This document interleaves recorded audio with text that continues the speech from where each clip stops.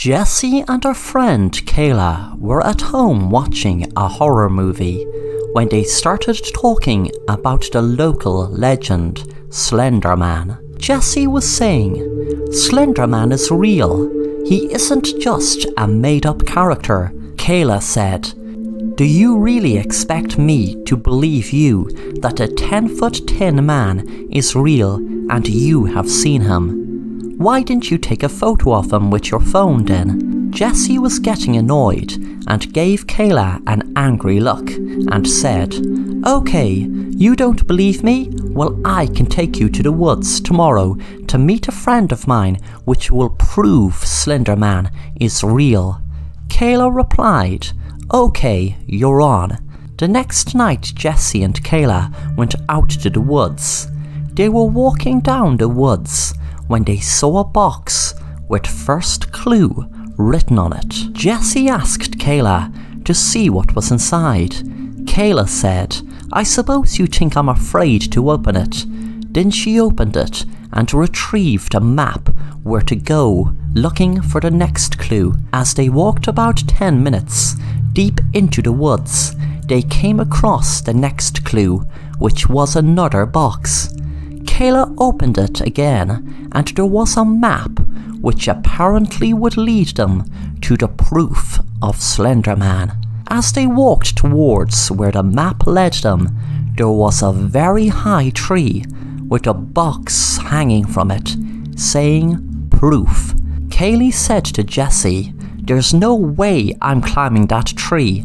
Jessie said, turn around and close your eyes for 5 seconds. Then you can turn back around again and open them. Kayla said, what are you playing at? Jessie said, losing her patience, do you want to see the proof of Slender Man or not? Kayla turned around and counted to 5. 1, 2, 3, 4, 5. When she turned back, Jessie had the box next to her on the ground. Kayla asked her, how did you climb way up there so fast? And what about this friend of yours you promised you'd show me? Where is he or she? Show me the proof of Slender Man being real. You told me your friend would show me the proof of Slender Man being real. How long do I have to wait to see the proof? Let me answer your first question first, and the second after, Jessie said.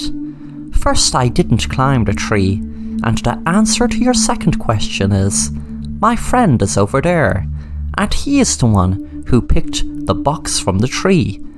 Jessie pointed over towards the trees, and Kayla screamed when she saw the Slender Man. Thanks for watching The Assassin Rapper, and if you enjoy the content, then make sure to subscribe and hit the bell to be notified of new content.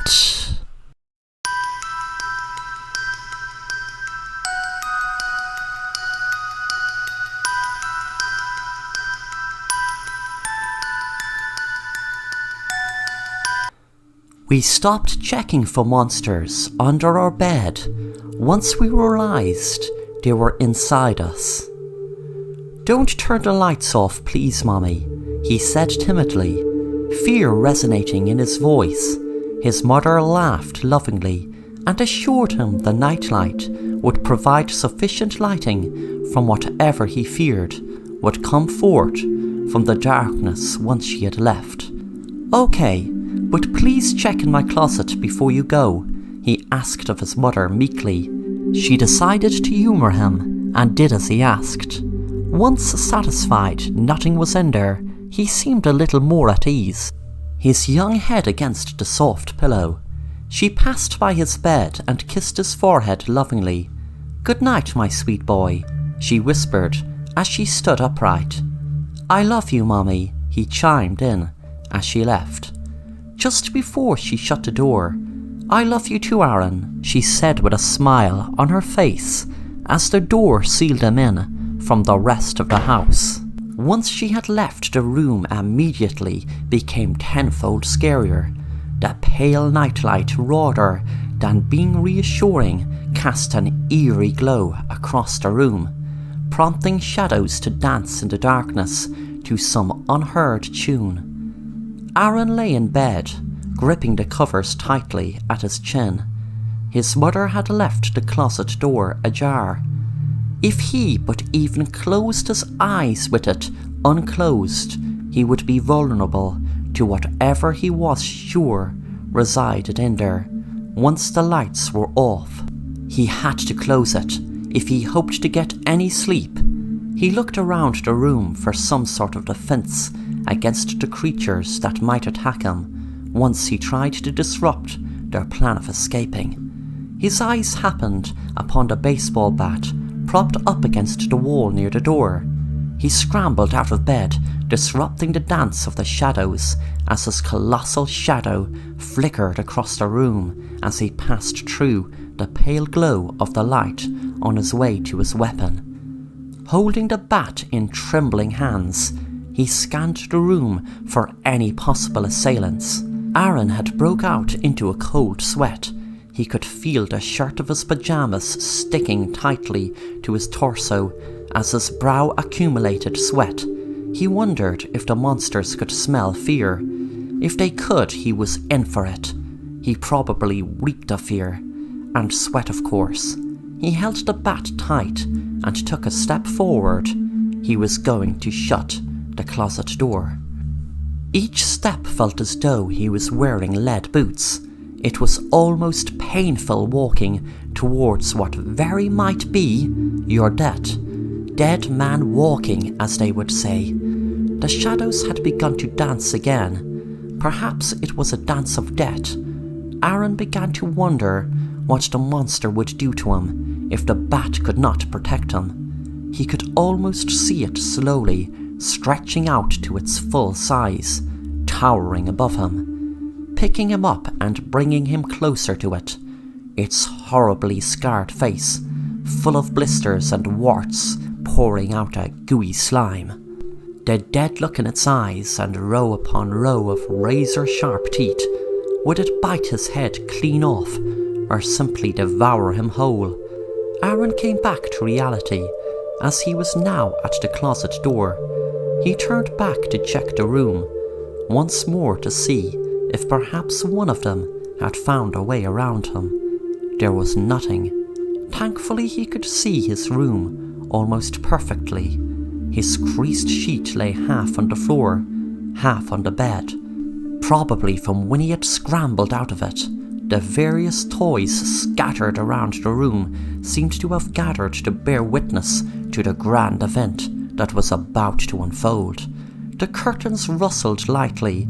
He had probably just forgotten to close the window properly.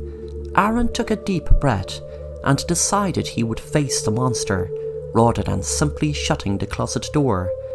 He exhaled quickly and swung the closet door wide open, bat high above his head and ready to face his doom. He breathed yet another deep breath, but the exhalation was more of a sigh of relief than anything. There was no monster. He felt emboldened by the fact he would have taken any monster head on. He was a warrior. At least in his eyes he was. He could take on anything. At the back of his mind he was almost disappointed now. His adrenaline was rushing. He could feel the blood in his cheeks and hear it in his ears. He was ready to fight a monster. He made his way back to his bed, but with his newfound bravery decided to close the window first.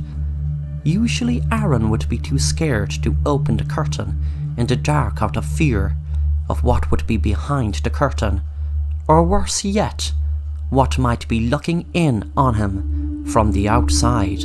But he was brave now. He was a would-be monster killer. He could close a window and bear looking out the dark window. He approached the curtain and flung the curtain back, bat prepped to swing at any monsters hiding behind it. Nothing. Dang, monsters are scared now, he thought, with a smile on his face. They know I'm not scared, and I've got a bat, he told himself. Reaching for the window, he saw it was closed. Realizing his eyes must have played a trick on him in the dark, with nothing but the pale light to provide for his sight. He returned to his bed and threw the bat at the foot of his bed before jumping on it.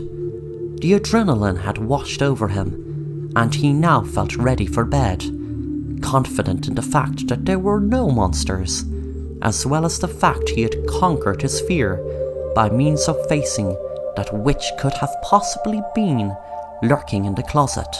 He reached over the edge of his bed to pull up the cover that had been a casualty of his fear, excitement, and had fallen to the ground. Groping for the covers, his heart skipped a beat as he felt not only the cover, but something much softer beneath the covers. He had probably dropped the covers on one of his many stuffed animals. He slung himself over the bed to retrieve not only the cover, but the stuffed animal too, as some company in bed would be very welcome after his ordeal and excitement. The smell washed over him, first as his head neared the edge of the bed. The smell has no description, but if one had to put a name to it, it smelled of death. It penetrated his nostrils. As it grew worse, he raised the covers, beneath which was not a stuffed animal, the decomposed face. It tried to smile, but the skin around its face was non-existent, and so the smile was just it bearing a few rotten teeth still in its head. "Why don't you come play down here with me, where it's nice and dark?" it said, as it reached a bony and fleshless hand up and pulled Aaron by the throat into the darkness.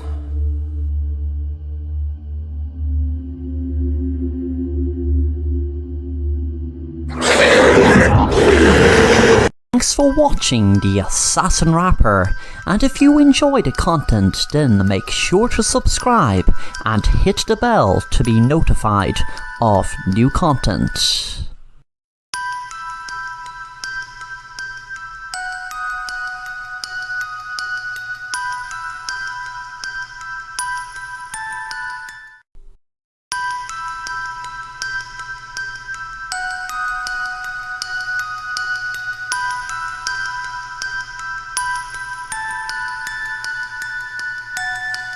Sheriff Dave Watson was tired of the same group of teenagers wreaking havoc on Halloween night. He was proud of keeping the law and order in his town, and he wasn't going to let those pesky kids ruin his good reputation. Last Halloween he moved them on, but they just moved to another place, and he had to move them 3 times before they finally called it a night. And at that it was then about 3 or 4 in the morning. He was parked in a spot just over from the farmhouse where they were having their Halloween party. He had a good vantage point, so he got out of his car and looked through binoculars to see what they were doing. They were drinking and smoking weed, getting high as usual. He had something very special planned for them this Halloween, and that something would knock them out for the whole night, so he could get some peace and quiet for Halloween. He waited until the whole crew were in the farmhouse before he locked the door and pumped the whole house with sleeping gas. He had tried it out on various scumbags around his town, and it worked a charm. About an hour later he was pumping the house with the gas, and they didn't even notice as the gas was invisible. Within minutes they went from dancing to falling sound asleep. When the sheriff drove off smiling, the door of the farmhouse opened. Suddenly a great fog came across the shed and mixed with the gas, carrying it through the town. Within minutes, trick-or-treaters who were enjoying Halloween suddenly started to fall asleep right in the street or footpath.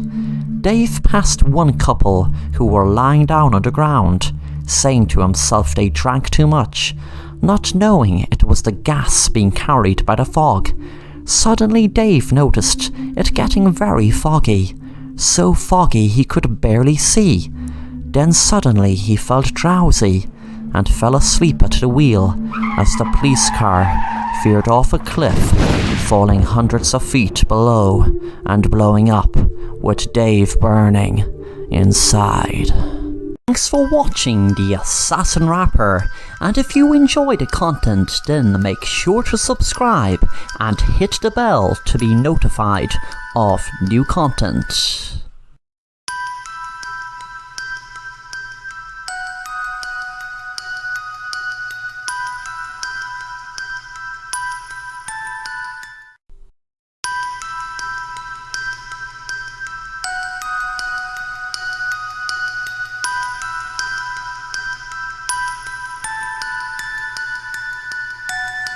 Michael was searching for a place to stay in New York as he was offered a new job in Brooklyn. He was feeling disheartened as the more places he searched, the more he felt he couldn't afford anywhere as there was no place that met his budget. But suddenly, when he was just about to give up, something caught his eye. He had to read it twice to make sure he wasn't imagining it. There was an apartment in a building in Brooklyn, just a few blocks from where he was starting his job. He couldn't believe his luck, so he emailed the company right away, and a week later he moved in and was lying down on his bed smiling at the fact he had a place of his own in Brooklyn and was about to start a new job. He began to read a book and relax as he was starting work in a week. He was feeling tired and was about to go to sleep, so he laid the book down beside him on the bed. Then he suddenly got a start when something like a shadow moved on the wall in front of him. He looked around expecting to see someone that made the shadow, but no one was there. No one was in the room. The shadows began moving around the room. He couldn't make any sense of them. Michael found it very hard to go to sleep that night, but eventually he slipped into a deep sleep. The next night, the same thing happened. The next day he was walking down the street and past a street basketball court. He knew that the guys playing were looking at him strangely, so he asked, could he help them? One guy said to Michael, "You're that guy who moved into room 456 in the building right up the block, right?" Michael was surprised these strangers knew and replied, "Yes, how do you know that? And why do you ask?" The boy said, "Man, did you hear anything about that place? There's weird stuff happens there, that's all I'm saying." Michael was thinking about the boy's words, and instead of carrying on for his walk around the blocks like he usually did since he arrived in Brooklyn, he walked right back to his apartment. He opened his laptop and searched his address. He froze in horror when he saw a photo of a little boy and a man and woman on the screen. He guessed they were his parents. As he read on, he learned that the little boy was out playing one day when a Necronomicon book from H.P. Lovecraft was thrown out the window from stories above and hit the boy on the head. The boy suffered memory loss and trauma and was put into foster care, and his parents were found in the apartment with their bodies mutilated. There was no evidence of anyone in the apartment, and no conclusion as to what really happened to the boy's parents. Michael heard of H.P. Lovecraft before, and knew about his famous monster, Cthulhu. Then suddenly shivers ran up his spine as he thought of the shadows going up and down the wall many times since he arrived in the apartment. They reminded him of what Cthulhu looks like, that he saw down through the years. He remembered when he was a kid reading comics, and the character was in loads of the pages in different forms of horror. Then suddenly Michael heard a noise, and he screamed when he saw a weird-looking monster in front of him, which, even though he couldn't believe his eyes, knew that it had to be Cthulhu. He screamed as the monster rushed for him, and as he backed back more and more, Michael fell through the glass, out the window, and fell on the ground, and was killed instantly. As he was falling to his death, his memory came back. It was always Cthulhu who was making sure of Michael's fate. Michael got his job in Brooklyn and found the apartment, and was drawn here by the spirit of Cthulhu, who hadn't finished him years ago. The curse only had power in the apartment. Just before he hit the ground, he had remembered he was that little boy in the photograph, so many years ago, that got knocked unconscious by the Necronomicon being thrown from his apartment. Now the job is done, and now Michael is gone.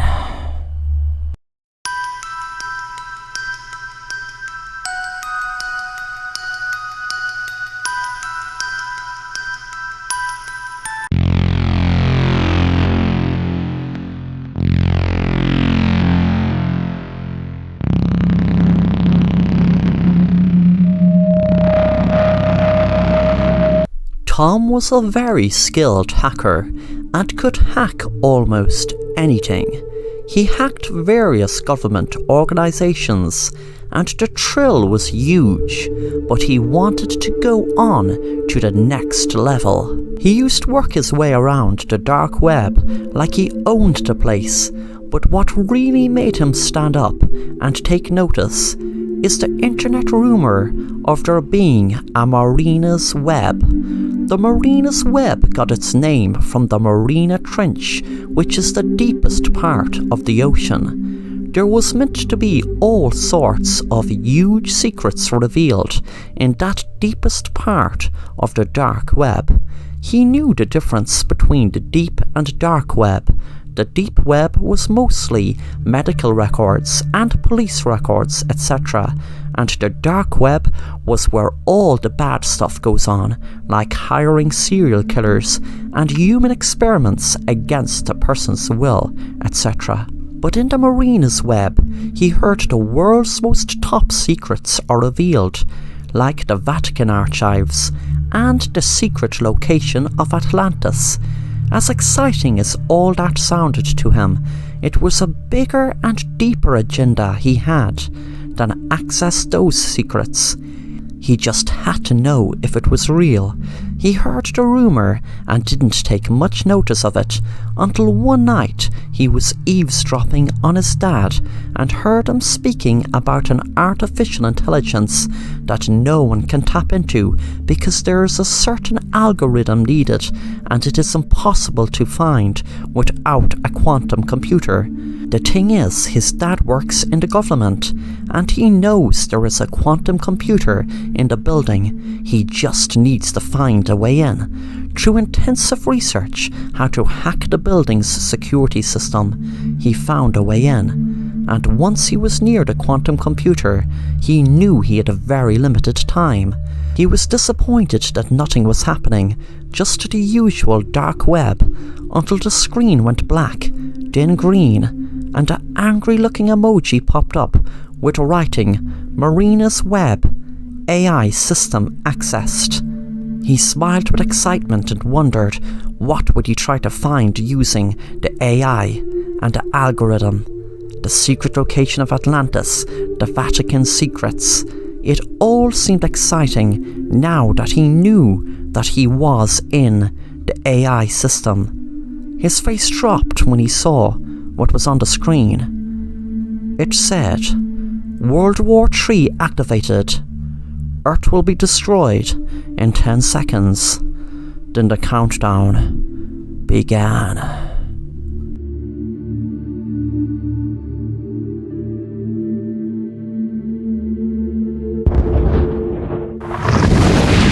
Thanks for watching The Assassin Rapper, and if you enjoy the content, then make sure to subscribe and hit the bell to be notified of new content.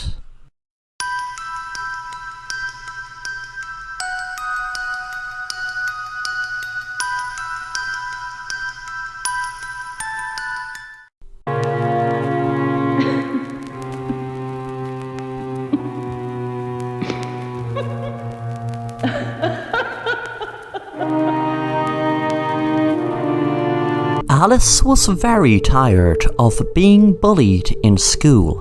She knew the teachers knew she was being bullied, but they didn't care. She told her dad, but he just said ignore them. She knew she couldn't ignore them. How could she?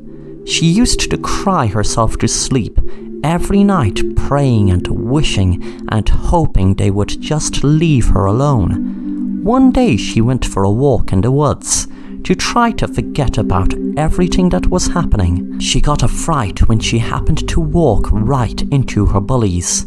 They started mocking her, and one of the girls hit Alice, and she fell down and hit a rock. She had hit her elbow and there was blood on the rock. That weekend, Alice's dad bought her a pet rabbit to cheer her up. Alice was delighted to have a pet rabbit and called it White Rabbit. The next day she had realized the rabbit escaped. She ran out of the house and saw the rabbit outside her door, as if waiting for her. She said, "White Rabbit, don't run away like that, giving me a fright." The rabbit started running into the woods, and Alice found it hard to keep up. She had realized the rabbit stopped by the rock where her blood was on. Alice found it spooky. Why would the rabbit run to that rock? She picked up her rabbit and brought him home. That Monday it was like magic. Her bullies weren't bullying her, and they spoke to her like she was always their friend. After school, Alice invited them to see a cool tree in the woods that they could climb. When they got into the woods and reached the tree, before they could step another step closer, they all screamed as they fell down a hole. It was a giant rabbit hole. Alice looked down, smiling, and said, "What's down there gave me the power to ye stop bullying me. But what is down there also has the power to make sure you will never bully me or anyone else ever again."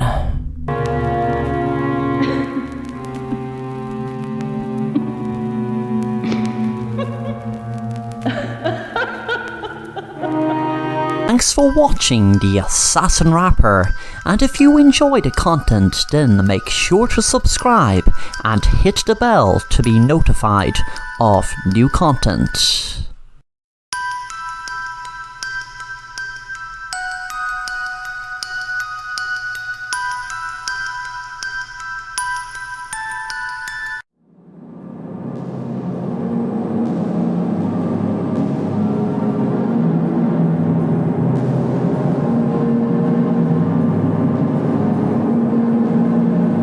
Death. That was the odour that occupied the room.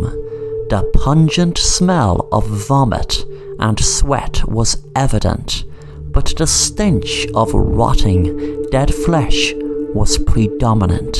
David looked fearfully at his mother, lying helpless on the bed. He knew she was sick, but the sight of her disease-eaten flesh made him feel an array of emotions. With fear being the front runner, he was scared for his mother. He did not want her to die, but the fear was also for his own well-being. The imminent fear that it could be contagious made him keep his distance. His father sat holding his mother's hand. The bits of the hand that remained, that is. The disease had stripped his caregiver of most of the muscle and flesh she had once used to nurture and care for him. All the money and power his father had was of no use against a disease such as this. World-renowned doctors and specialists had been called as soon as his mother had exhibited signs of the sickness, all to no avail. Disease does not discriminate. Janice was suffering just as the poor do, dying with no means of recovery. Necrotizing facets was the name for what ailed his mother. He had heard it on the news a while before he saw it plague his mother, the flesh-eating disease. Or if the stories he had heard around school before it closed were anything to go on, the zombie disease was a more applicable diagnosis. The fever and nausea were the first symptoms. Janice was unable to take her son to school, lying weak in her bed with her temperature climbing steadily. David's father, Jonathan, put it down to a bug of sorts and simply picked up the slack by doing the duties around the house his wife was unable to do. By the second week of sickness, Janice was completely unable to move, with her fingers and toes taking on a darkish hue. David had continued to go to school and had heard of many of the kids talk about other people suffering from a similar sounding sickness. But in all the stories he had heard, none of them ended well. Fearing for his mother's health, David repeated these stories to his father, only to be met with reassurance and comfort. That reassurance and comfort proved to be meaningless as he now sat looking at the disease-riddled body of his mother, flesh eaten beyond comprehension, holes gaping in places unimaginable. Jonathan had tried his best by all means. As soon as he saw his wife's condition deteriorate, a number of doctors were called for consultation. They all came to the same prognosis. According to the doctors looking after her, she was one of the first to be stricken by the disease, and just as the others had, her condition had progressed. Their only suggestion was to move her to the hospital wing they had designated to those afflicted with the disease. Before moving her, Jonathan thought to take David to see the hospital where they would care for his mother. They discussed the matter with her and decided to make the trip the next day. "You've been avoiding me, baby," Janice said once alone with David. "I'm just scared, Mum. I don't want you to die," came David's reply. Laughing, Janice told David, "That's not something you need to worry about, my son. What you do need to worry about is how comfy my room there is going to be," joining in with his mother's laughter. David finally dropped his inhibitions and sat close to his mother. Resting his head on her bed, she stroked his head as he fell asleep. He had not slept long at the bedside of his mother, but his dreams were those of zombies and those that hunted. Necrotizing facets. His father woke him to go to bed, and the disturbance of the dreams was a thorough welcome by David. Walking half asleep towards the door, he could but help glance back at his mother. He could feel the tears well up as the woman lying in the bed closely resembled those creatures that haunted his dream. The drive to the hospital the next day was excruciating. The silence seemed to drill deep into David's core as he sat next to his father. He could feel the sadness and pain emanating from the man he had always viewed as an absolute pillar of strength and wisdom. When the journey had finally ended and they sat in the car park of the hospital, David suddenly burst into tears.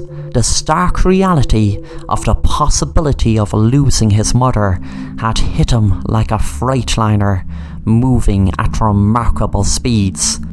His father hesitated for a second, unsure of what the appropriate response would be, given that he too felt so unable to do anything he wanted to cry to.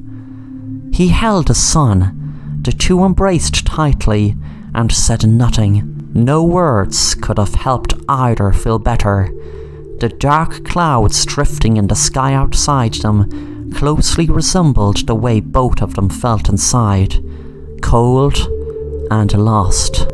The bright lights in the hospital corridor beat down on them. They winced as they walked in, waiting for their eyes to adjust. "Good morning. We're here to view and book a room in the CDC wing, please," Jonathan asked. We're sorry to inform you. There has been an incident in the CDC room, sir. We're not accepting any new patients at the moment." "What? That's preposterous. What kind of incident?" Jonathan shouted at the nurse. Before she could answer, the doors to the CDC wing burst open, and what looked like the remains of a man ran through the doors, leaving footprints of blood behind him. He lunged at a woman seated on the chairs outside the Centre for Disease Control, and people were too shocked to respond. Pinning her down, Jonathan and David could see the sick man biting and clawing at the woman's face. Blood and flesh flew everywhere. He had more holes in him than flesh. Bits of bone could be seen through the loose hanging hospital gown that covered the eaten man. The disease had all but devoured his body, and it was a miracle he was able to move. "Does that answer your question, sir?" the nurse screeched as she made a beeline for the exit. Dragging David, Jonathan followed the panicked crowds through the door and towards the car park. The only people left in the hospital were the zombie-looking individual and his victim. Well, what was left of her after he had eaten his fill and pulled all her intestines out through the hole he had chewed in her stomach. Rushing to get in the car, David and Jonathan said nothing as they ran and pushed their way through the crowds to get where they were going. Locking themselves in their car, they merely sat where they were, not moving and not saying anything, bursting into tears once again. David was the only one to finally break the silence. "We have to get home to Mom, Dad." As they pulled into the driveway, Jonathan had already begun giving David instructions. "As soon as we get in, you need to go up to your room and pack a bag. We're going to go straight to the airport and get on a plane to India. Your Uncle Kieran mentioned something about doctors working on stuff like this there. We'll take your mother, and this will be all sorted out. Come straight to the room when you're packed." Almost as soon as the car was stationary, David leapt out of the car and ran up the driveway and into his house. Jonathan was close behind. As Jonathan made his way into his bedroom, he could hear his son cursing and banging his cupboard doors. He too would pack a bag for him and his wife, and they would leave to a safer place. Having finished packing some clothes into a bag, David closed it and ran out of his room. The tears had begun to dry, and a smile crept over his face at the thought of 3 of them flying to India to make Mum better. Who knows, maybe Uncle Kieran would be waiting at the airport for them. Bursting through the door of his parents' room, the smile that had recently formed once again dissolved to tears. There would be no trip to the airport, let alone India. Straddling her husband on their bed, David could see his mother. Her head was buried in her husband's chest as she feasted. Jonathan's hand dangled off the bed, drenched in his own blood. The only thing David could hear over his loud breaths was the grotesque sound of his mother chewing and slurping the bits of flesh and blood she was stuffing her face with. Standing there frozen, David saw his mother turn to face him. What now looked him in the eye was not his mother. Blood dripping from its chin, dead eyes staring, it stood up, leaving Jonathan lying on the bed with holes chewed in his body. David felt his legs give out. "Mom," he said weakly, tears streaming down his cheeks, hoping something inside of the creature would hear and recognize her son, and perhaps grant him mercy. The ground seemed to shake as it took a step towards him. Thanks for watching The Assassin Rapper, and if you enjoy the content, then make sure to subscribe and hit the bell to be notified of new content.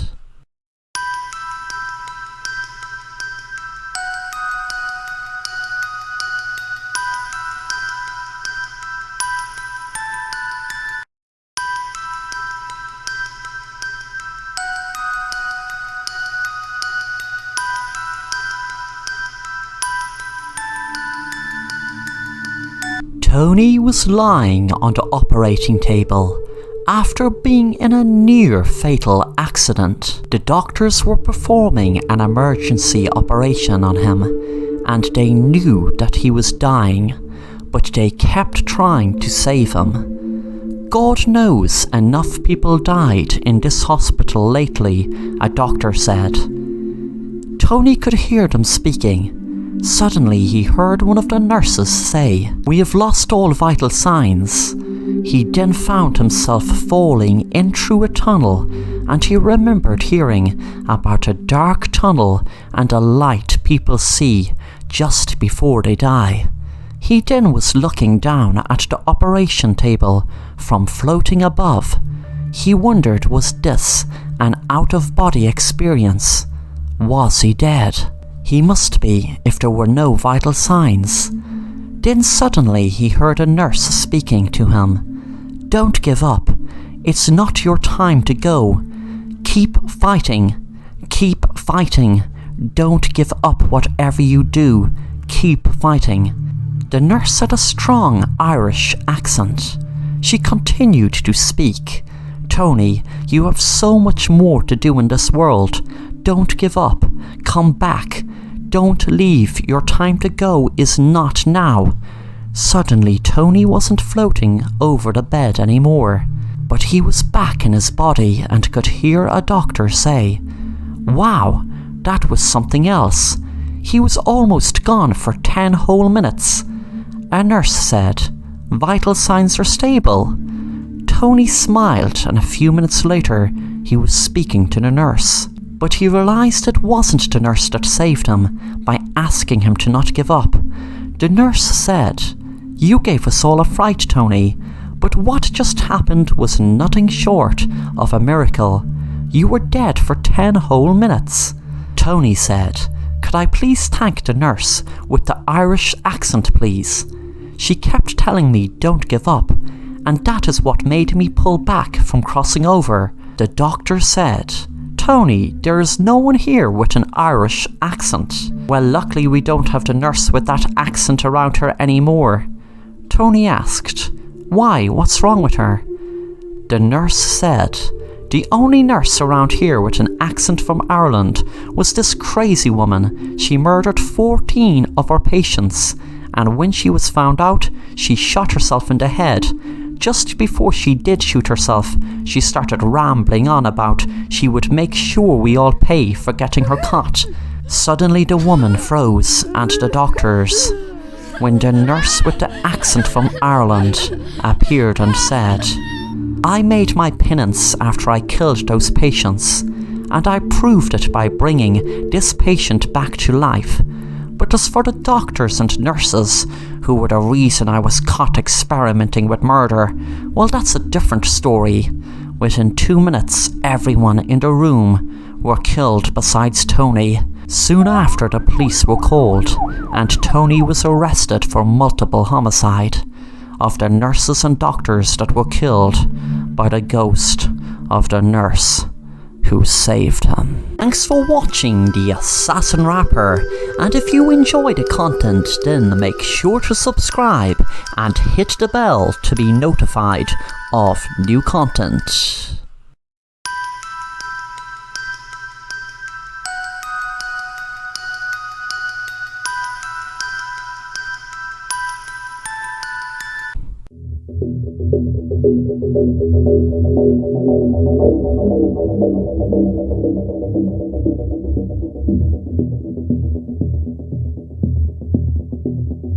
Jake was looking forward to fly across the Sahara Desert because he knew he had to in order to go to where he was going in Africa. Everything was going smoothly and the flight was even practically turbulence-free.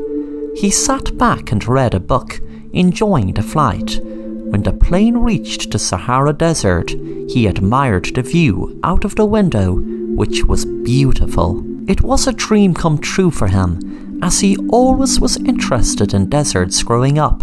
He wondered what would it be like actually down there walking around. Suddenly the plane made a certain jerk. Everyone got a start, but when the plane started flying as normal again, they relaxed again and enjoyed the flight until a few minutes later there was a huge explosion and the plane made a dive into the desert. Within what seemed like minutes but must have been only seconds, the plane crashed into the desert. There was another big explosion and sounds of the passengers screaming. The heat of the desert was exhausting and terrifying, and within a few days the water and food in the plane was gone. Jake and the rest of the passengers were losing hope of any help coming. People were dying from heat exhaustion and hunger now. He knew that you could go longer without food than water. Well, he thought so anyway. He was feeling confused, as so were the rest of the passengers. Everyone survived the crash, but now ironically they were all afraid they were going to lose their lives from hunger and heat exhaustion. I have an idea how we can get food. Everyone looked at him, wondering what he was going to say, anxious as to know what glimpse of hope he could possibly provide by saying he had an idea how to get food. Then he spoke again. There is a coffin on the plane. It is being brought over for a funeral. Everyone sighed in disgust, but within 30 minutes, the passengers gathered around the coffin, ready to start eating the corpse. Thanks for watching The Assassin Rapper, and if you enjoy the content, then make sure to subscribe and hit the bell to be notified of new content.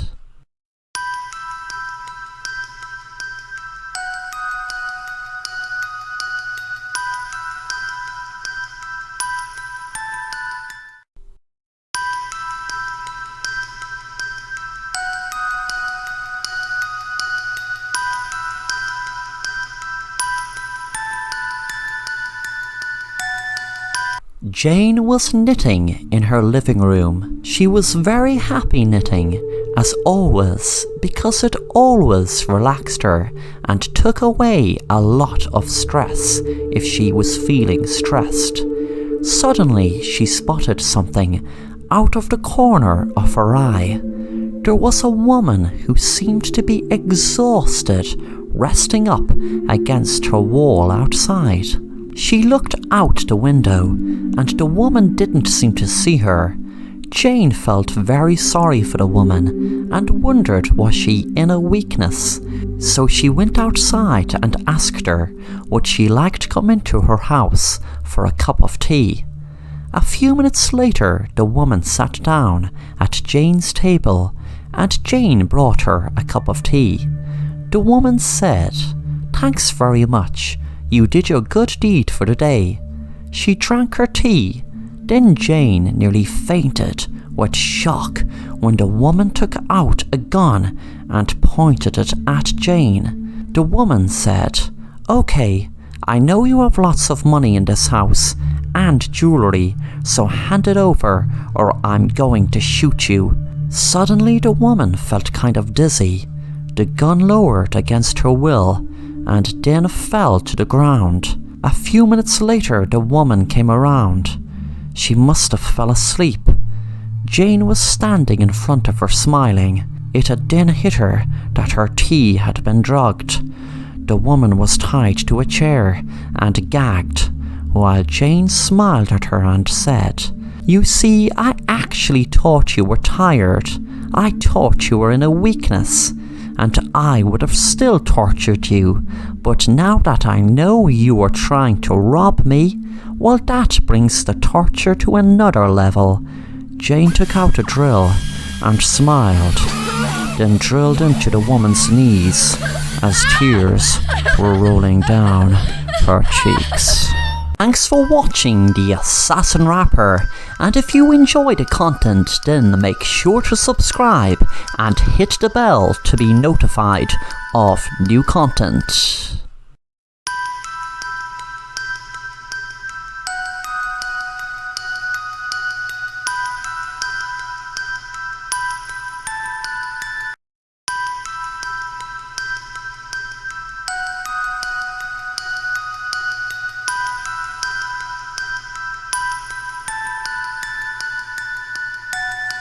When Sarah was small, she used to always be afraid of the dark.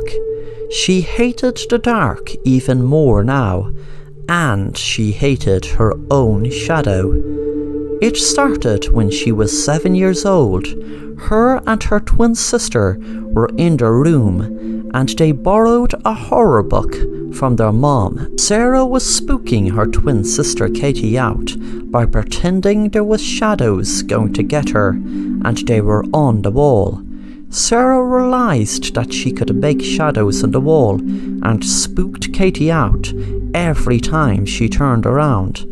Suddenly something fell, and Katie got such a fright she backed back and fell off her bunk bed and out the top story window and was killed instantly. 15 years later, Sarah still gets flashbacks every time she sees her own shadow. She went to counselling and everything over it. She knew she had to get rid of her fear. She knew it was awful what happened, but she knew she had to finally put it behind her. She wasn't going to look at her shadow anymore. What Sarah couldn't see, as she was walking down the street, is her own shadow take out a knife. Suddenly she heard a voice saying, "Don't you think you can outrun your shadow?" Sarah was certain she had shook off her obsession of her shadow, but turned around because she knew that the voice was not in her head. She froze in horror because in all the years she just saw her shadow, not her shadow moving differently than her, and definitely not her shadow holding a knife. Suddenly the shadow lunged the knife into her and walked into her, then healed instantly and walked down the street. Katie was practicing walking down the street. "Hi, my name is Sarah." Thanks for watching The Assassin Rapper, and if you enjoy the content then make sure to subscribe and hit the bell to be notified of new content.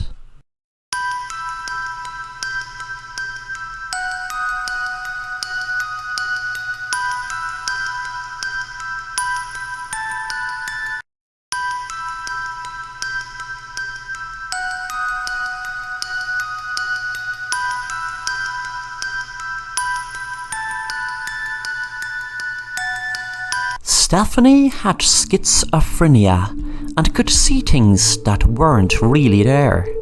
It could happen her anywhere.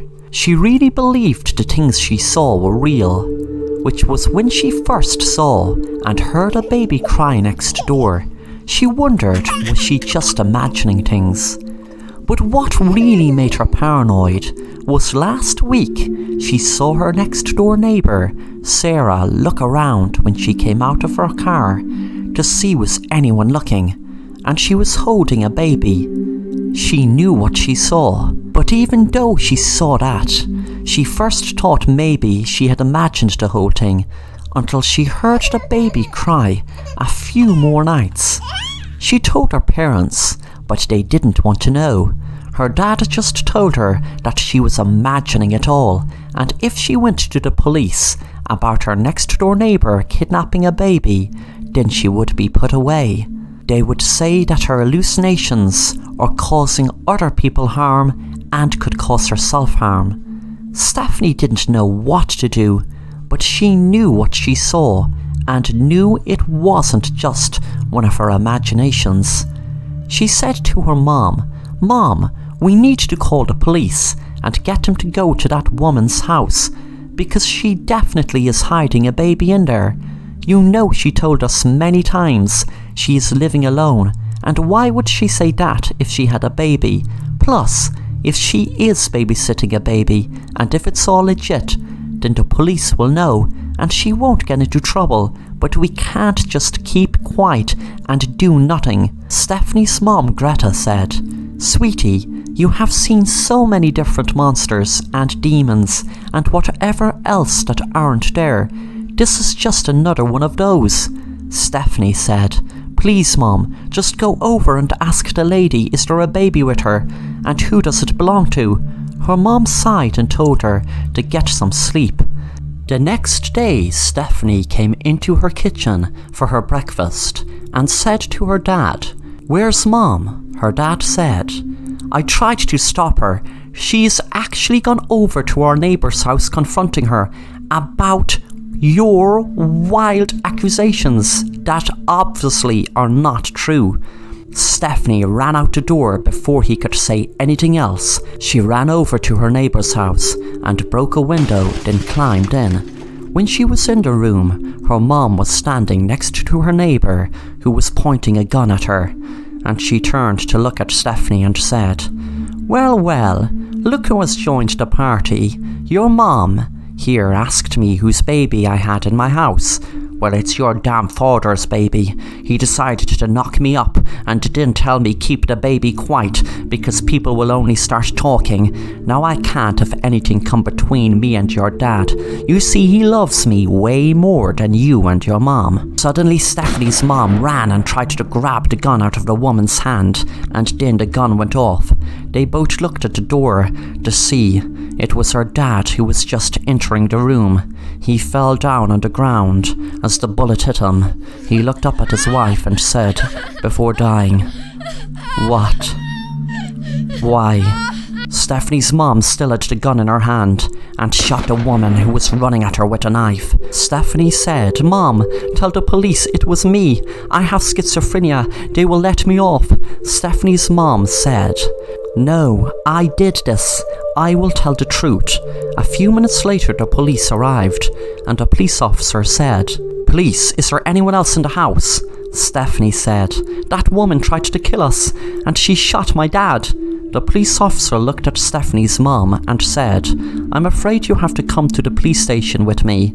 Stephanie said, "Not her, the other woman." The police officer said, "What other woman?" Stephanie's mom was smiling, in a daze, talking to herself. Thanks for watching The Assassin Rapper, and if you enjoy the content then make sure to subscribe and hit the bell to be notified of new content.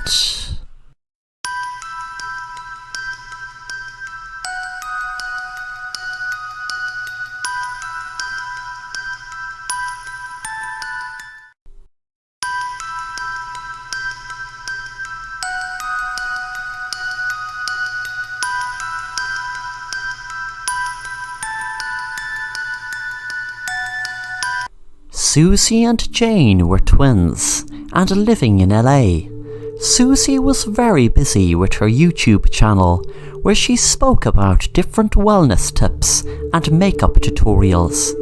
Jane was checking through her Instagram while Susie was speaking into the camera, doing a live stream.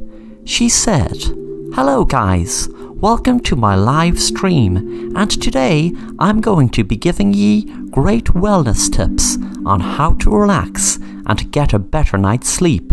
And having a great night's sleep not only adds to your physical well-being, but your mental well-being also. And I will also be sharing some delicious vegan recipes with ye that are also gluten-free." The live stream took about an hour, and afterwards Susie checked her emails and answered as many comments as she could. Susie was really looking forward to sign a new endorsement deal which would bring her in millions. She had a secret idea with her and her partners who were teaming with her. Everything was going great until Jane went missing. Susie explained to her partners that she would continue with her Secrets to Success idea in a few weeks, but right now she had to concentrate on getting her sister back. Susie spoke into the camera during a live stream. "Hi everyone, I have some very sad news for you today. My twin sister Jane has gone missing. If anyone knows anything about her whereabouts, please contact me or your local police station." The views were going up and up during the stream, and news of Jane's disappearance spread like wildfire. Soon it was front page news, and on almost every news station. Susie couldn't believe that the team she was partnering with were putting so much pressure on her. When she was all alone in her house, she walked down to her basement and turned the light on. She took the gag off her twin sister and put a gun to her head and said, "Okay, Susie, you either give me that secret idea you have that you got that $1 million deal, or I'm going to shoot you in your head and tell them I have another idea. I am sick and tired of all your stupid videos of you flaunting yourself and acting like you know it all. Now I'm in your place, which proves what I always thought but never told you. I'm just as good as you, and as a matter of fact, I'm much better than you." Suddenly there was a noise at the stairs. Jane turned around. A guy was standing holding a gun and said, "You bitch, I knew you were crazy from your videos, and now look at you, holding your own twin sister at gunpoint." The man, who was a stalker of Susie from months, shot Jane in her head, thinking it was Susie, and untied Susie, thinking it was Jane. Thanks for watching The Assassin Rapper, and if you enjoy the content, then make sure to subscribe and hit the bell to be notified of new content.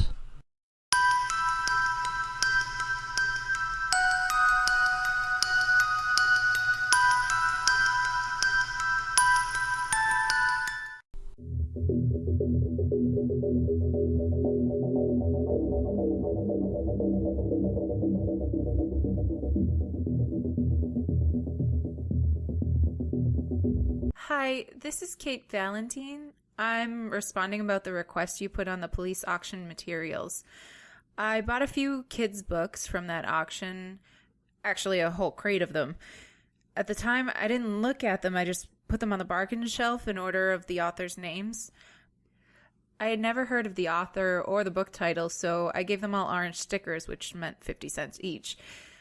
One day, it was particularly dead, so I paged through them, and I noticed this one with very simple, minimalistic drawings called Dave's Days. There was no cohesive story. Unlike other children's books that use each page as a part of a lesson, here there was none of that.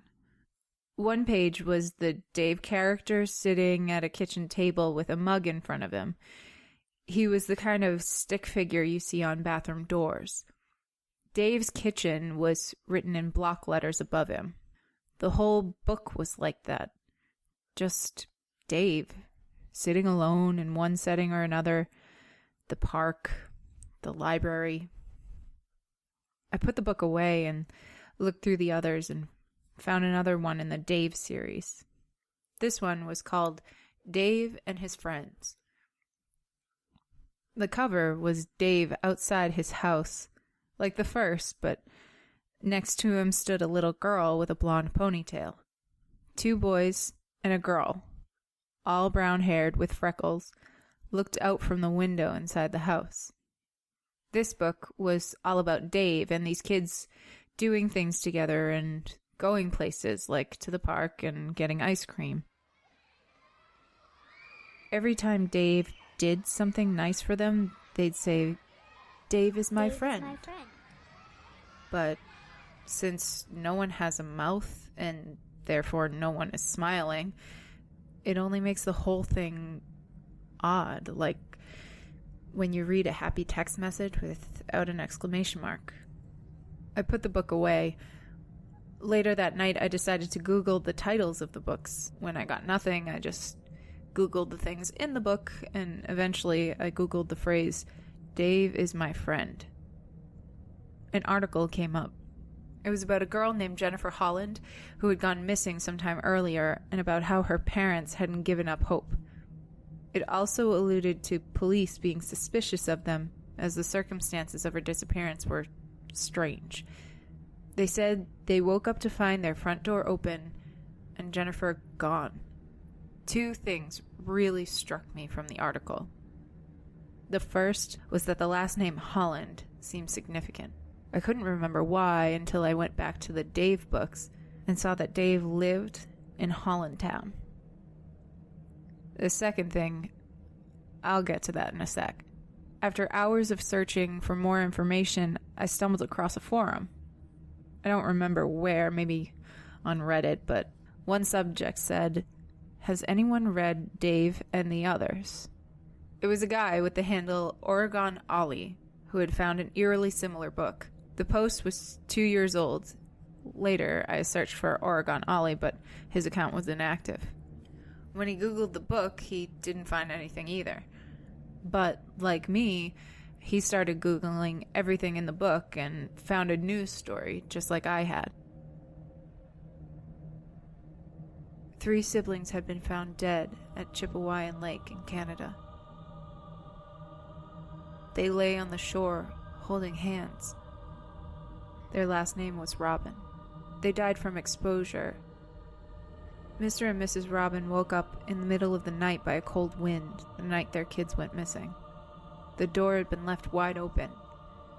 It was January. The police found a note at the Robin home left by the kids, but the article said the investigators would not release the contents to the public. Oregon Ollie said that in his book, there were 3 red robins that would fly over Dave's head when he got sad. The book was mostly a man walking the city sidewalks at night or sitting at a park bench alone with the stars over him. Whenever Dave seemed sad, the robins would come and fly over his head, and he would just look up and watch. The second thing that I mentioned earlier that struck me in the first article I read was that Jennifer Holland had drawn a picture before she went missing. It was of a stick figure man and herself. Her parents didn't know what it was. She had written, "Dave is my friend," on it. I don't have the books anymore. I went back through them after reading Oregon Ollie's account, and seeing those 3 kids in the window of Dave's house freaked me out, so I threw them away. I still think about it, though. Sometimes I wish I kept them, but the thought of having them near me gives me the chills. I wasn't going to mention this, but after I read the Reddit account, I wrote my own post about it. No one ever picked up on it, but right after that, I started getting phone calls. When I answered, I would hear some electrical buzzing, but that was it. First, the calls were just at my house, but then I got them on my cell and even at work. Slowly, it died down, but I still get them from time to time. The last thought that crosses my mind when I lock my doors at night is, I wonder if it's Dave calling me. And I wonder if he's there somewhere, watching my house when I go to bed. Sometimes I move my bureau in front of the door just to be safe.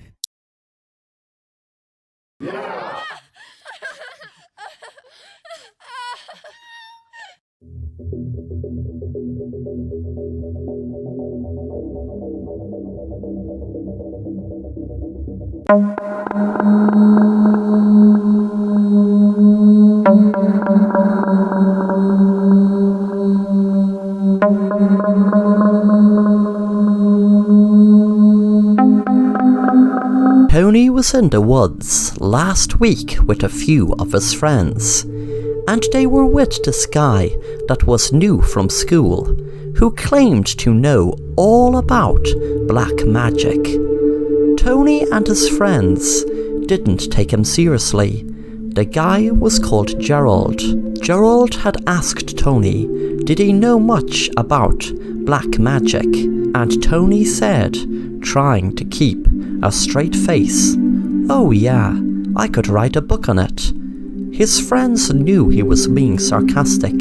A few nights later, Tony was sitting down watching TV when he had spotted something on the ground that hadn't been there before. He was trying to figure out how it got there. It seemed to be a book. The cover was just plain, and the book didn't seem to have any title. He began to start reading it.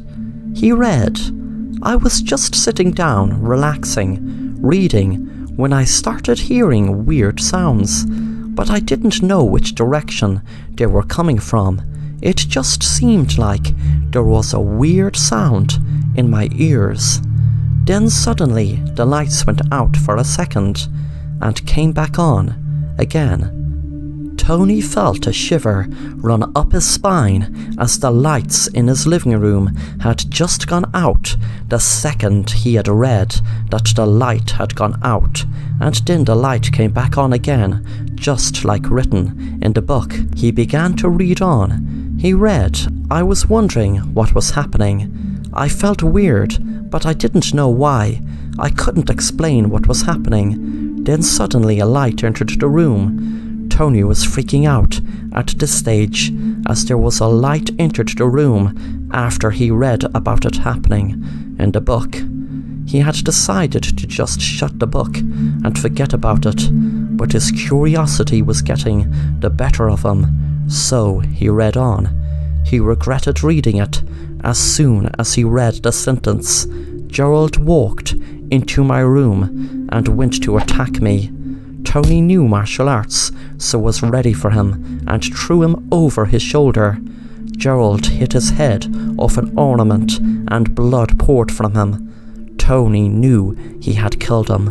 Tony knew it was self-defense, so had decided to call the police. But before he rang, he saw a page on the floor. He read what was written on it. "Gerald will come back to life and possess your body." Tony turned around, and without even being able to react, was possessed by Gerald. And then Gerald spoke in Tony's body. "Now, Tony, you will be able to write a book all about black magic." Vamos a jugar en el 43.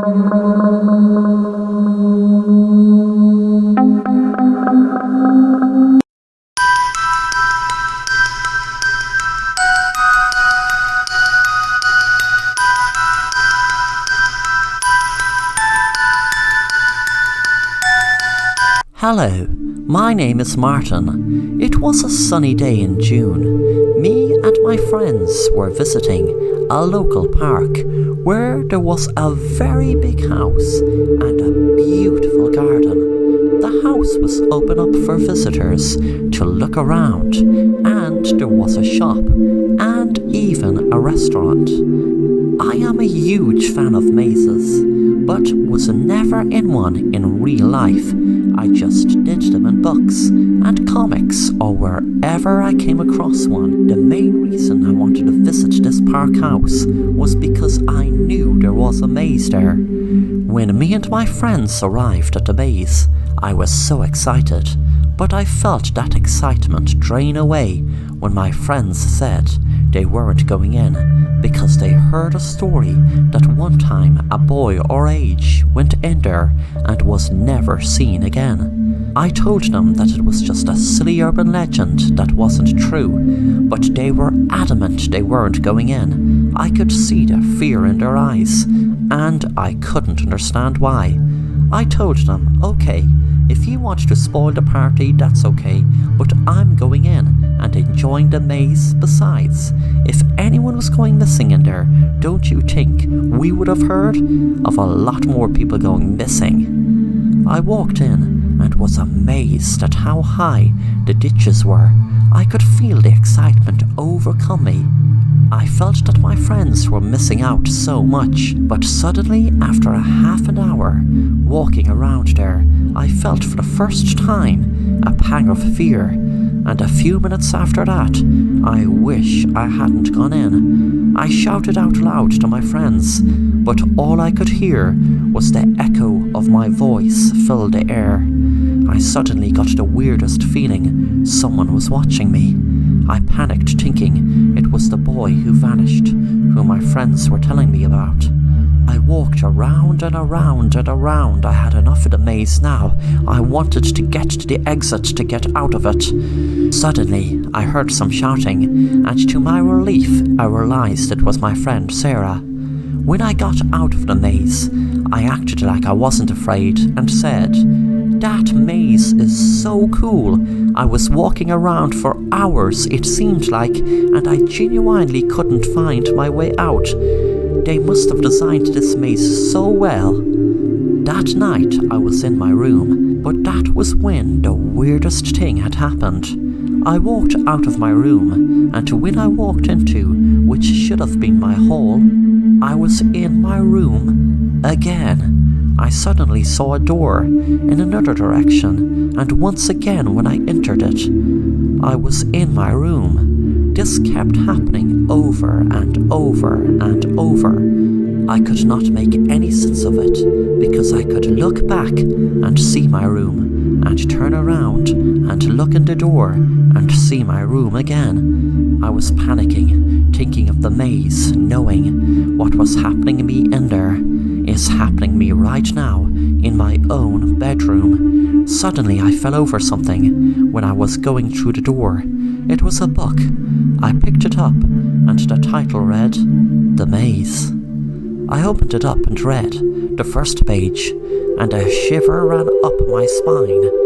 The publishing date was 2020, and the year at the time was 2010. I looked at the writer's name, and it was my best friend Sarah.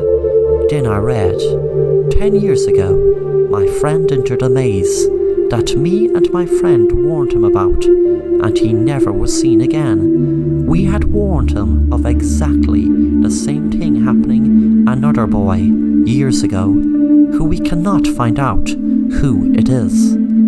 I stopped reading, then jumped when I heard a voice behind me. I turned around. My dad was staring right in front of me and said, "Son, don't be afraid. That maze gave you a secret magic that will make up for any friends you may never have seen again.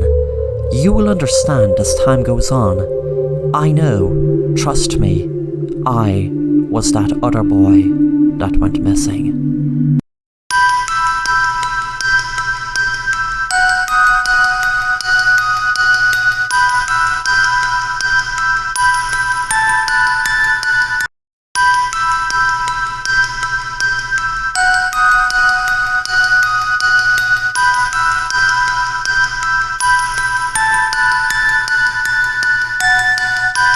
Hi, my name is Siobhan. I was really stressed lately and needed a break away, so decided to pack up work for a week and book myself into a lovely looking hotel in a really nice resort in Florida. Judging by the photos online of it, the place was exactly what I needed.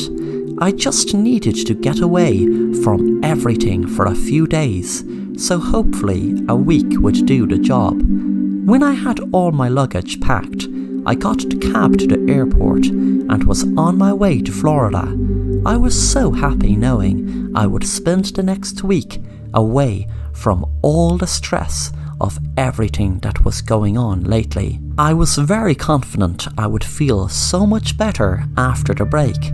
When I arrived, I checked in and got the elevator up to my room, left my baggage and headed straight for the beach. It was so relaxing just lying down on the beach, with the air blowing in my face. I felt like I was just about to feel the benefits of what I'd feel spending a whole week in this beautiful resort. That night I was in the hotel's bar and I was feeling kind of fed up, thinking that in a week I'd be back to my ordinary life and the troubles and stress will be waiting right for me. But I knew I just had to make the most of being here. Suddenly a guy walked up to me in the bar and said to me, "Hello, I'm very sorry to interrupt you, but I just saw you sitting there and you looked kind of lonely and a bit fed up, to be honest. And I was wondering, would you like some company?" I looked strangely at first, wondering, did I really look that fed up? And then I replied, "Well, sure, thanks. I guess I'd enjoy some company." The man asked, "So, where are you from?" I told him I was from New York and decided I needed to have a break away from the stress in the Big Apple. He smiled and said, "Do you know something? That makes a lot of sense to me, and trust me, this place is like a paradise. If you like, I can show you around sometime." I smiled and said, "Sure, that sounds like fun." Then the man said, "Oh, by the way, pardon my manners, I didn't even ask your name. My name is Sam. What's yours?" "My name is Siobhan. Nice to meet you, Sam." The next day, I was relaxing on the beach with Sam. He spoke. "To be honest, when I saw you alone and looking kind of down, I had to come and say hello." I looked confused and asked him why. He replied, "A few weeks ago there was this beautiful girl who was sitting by herself in the bar, just like you were, and well, she looked to be upset over something. I was going to introduce myself and ask her would she like company, but I didn't. And well, the next day I found out she was after committing suicide by jumping off her room's balcony. I felt so sorry for the girl and told Sam that there was no way of him knowing she was so upset and was going to commit suicide. That night me and Sam were in the bar having a few drinks and speaking. I wondered would it be too soon. When we were in my room, we sat on the bed and had another drink. Sam stood up and said to me, "Do you know what I love most about this hotel? The beautiful view from the balcony." We both walked out to the balcony and were admiring the view. I said to him, "It's beautiful." Suddenly Sam put his hand on my back and was about to push me over when I took my taser out of my pocket and tasered him. He jumped back, feeling surprised I was ready for him. Then I said, "That girl you were telling me committed suicide. We both know that she didn't jump." Then I held my phone up and showed him a picture that was taken of him without his knowledge, with text underneath it saying, "Help, call the police, this man is going to kill me." I called the hotel and asked for my friend Lisa, who you pushed, but when they had sadly confirmed to me she had committed suicide, then I had an expert in facial recognition do a background check on you, and boy was I happy to know that you were working in this hotel. I knew the police would let you off, so I have my own idea of justice. Also, thanks so much for letting me know what type of lunatic you are by wanting to push me off the balcony also. But I'd just like to know why. Why would you want to kill an innocent woman after just killing an innocent woman just a few weeks ago? With that, the door was knocked open, and I heard police shout, "Stop, police!" They walked over to me, and they couldn't even see the damn man lying on the ground. I was cursing this hotel's CCTV footage for picking up my face and letting them finally see me when they were looking for me for months. And I was wondering why, because I knew I was on the run, but didn't know why. It was months later I had learned there was no man.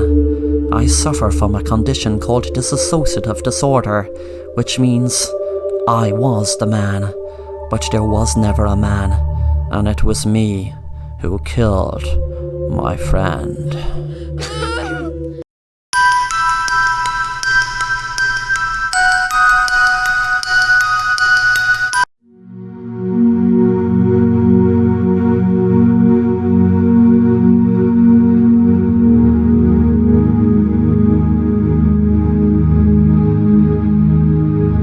In my area, nobody is allowed to cry, and it's a hard thing to keep up to not ever cry while living in an area full of horrid and cold people.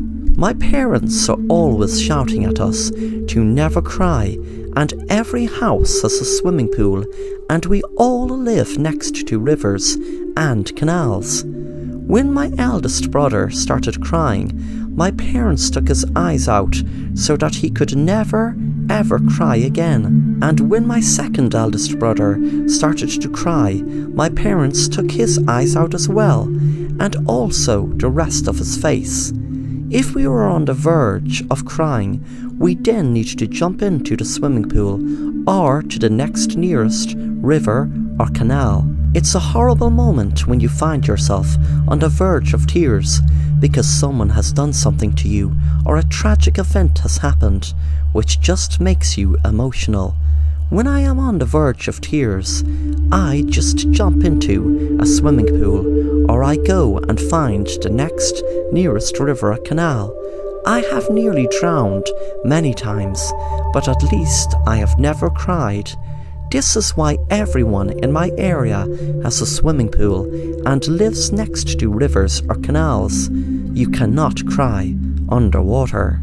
I once helped a friend to never cry by pushing him into the canal, where he unfortunately drowned.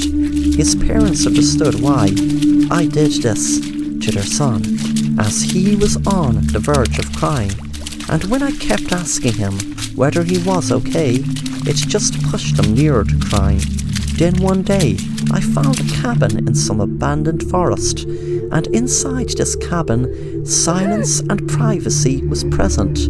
I was able to cry without anyone knowing or seeing me. I passed this secret on to 4 of my friends, and we each took turns going into this cabin to cry on our own.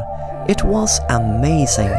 We had a timetable of whose turn it was to cry inside the cabin, but one day a terrible event had come upon us when the town economy had completely gone. This destroyed the order of the timetable because all 5 of us desperately needed to go inside the cabin so that we could cry about it on our own. None of us dared to go inside the cabin together and to see each other cry, because that would be an abomination to see each other cry. So I took my gun out and shot my 4 friends, and I went inside the cabin where I cried on my own about the terrible event of the economy and my 4 dead friends. So everything with the cabin worked out in the end.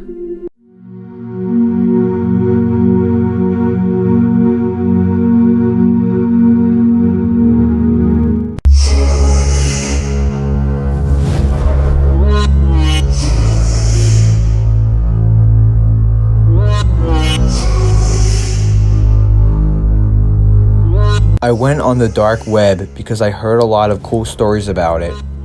I just couldn't resist. All of my friends were talking about it and I just had to go check it out. I saw some really creepy stuff on it, and I guess I was on stuff on the dark web that I shouldn't have been on. So I shut down my computer and resumed to my normal life. The next morning, I heard a loud knock on the door and what sounded like the police. So I go to the door and open it. The police are there. They ask me if my name is Henry, and I tell them yes. That's me. They then arrest me and take me to jail. I'm 18, so I just made the cut for the adult jail. I was told that I was getting arrested because of my activity on the dark web. My parents tried fighting it, but there was nothing that they could do. I was only in jail for a couple months, but still, I was so young and I was frightened. Every day, I felt like I was in danger and just wanted to go back home. The jail I was in was a small jail. I guess it was for the inmates that were in for minor crimes and who were supposed to be getting out within a couple of months. We had more freedom. We worked outside and wasn't treated as badly since we were only minor criminals. One day, we were sent outside to work, the 5 of us inmates with only 1 guard. Usually, there would be 2 guards, but the other guard for some reason couldn't make it. So, we were all working, and 2 of the inmates tackled the guard, and then the other 2 go help the inmates, and the guard is out cold. At this time, I only had 1 week before I was leaving, so I wasn't really trying to get in any trouble. The 4 inmates started to make a run for it while the guard was unconscious. In a split second, I ran with them. I knew I shouldn't have, but my mind ran wild and I just did it. Looking back, I probably should have just stayed, but then they could have blamed me and I could have got a longer sentence, so I decided to take my chances. I ran home and I see my laptop on the dark web page, and then I see my mom and dad. They asked me why I'm out early, and my dad smiled, and then they gave me a hug. After a couple of minutes of talking to them, the door slams open and it's the police. They tackle and arrest me. As I'm walking out, my dad apologizes for calling the cops and thanks me for taking the blame. As I'm on the way back to the jail, I put the pieces together. My dad has my laptop on the dark web website. He smiled and thanked me for taking the blame. I then realized that it was my dad who was doing the illegal things on the dark web using my laptop and not me. A couple months later, I go back home and there's nobody there. They packed up their things and moved. I don't know where they are to this day. I've never seen them again.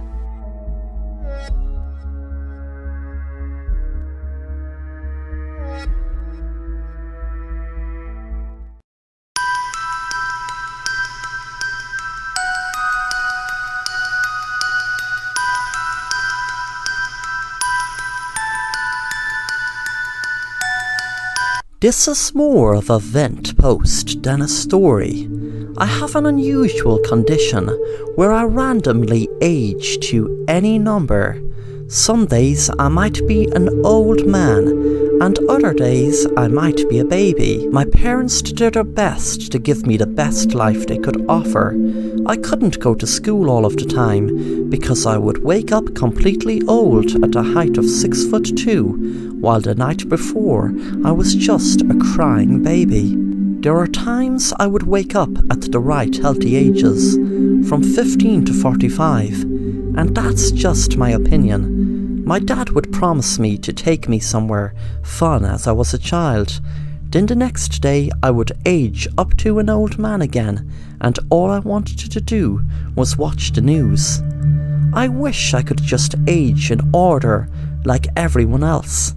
I don't care if it was young to old or old to young, because random aging is just terrible. At the moment you could be at the prime age of being in your 20s, while the next day you could end up as a crying baby again. People found me as a crying baby on the street, and also as an old homeless man on the bench who is nearing to death. I just want to be normal. Many different types of people like me at different ages.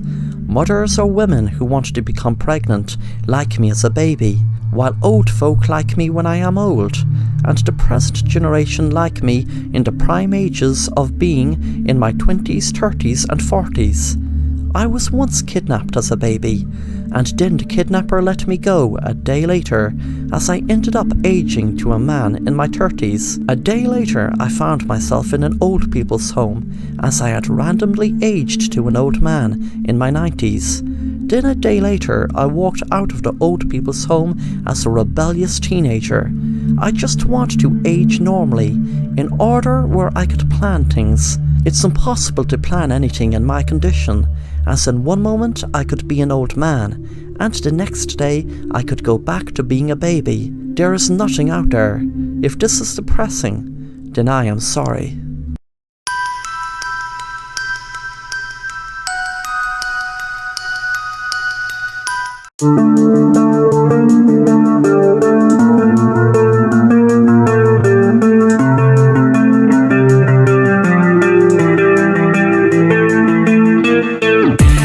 Hello, let me tell you about a story about a detective called Mason.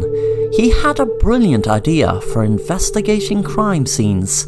The idea wasn't his, of course. It had been used for years and years and could have been forgotten about, but different investigators still use it when investigating crime scenes. The idea is creating a miniature model of the whole crime scene. For instance, if it was a farmhouse with 2 people and one stabbed with a knife, then create a model of that entire scene. Mason used to find it very helpful to be able to look at the model of the crime scene and go through it in his mind what could have happened.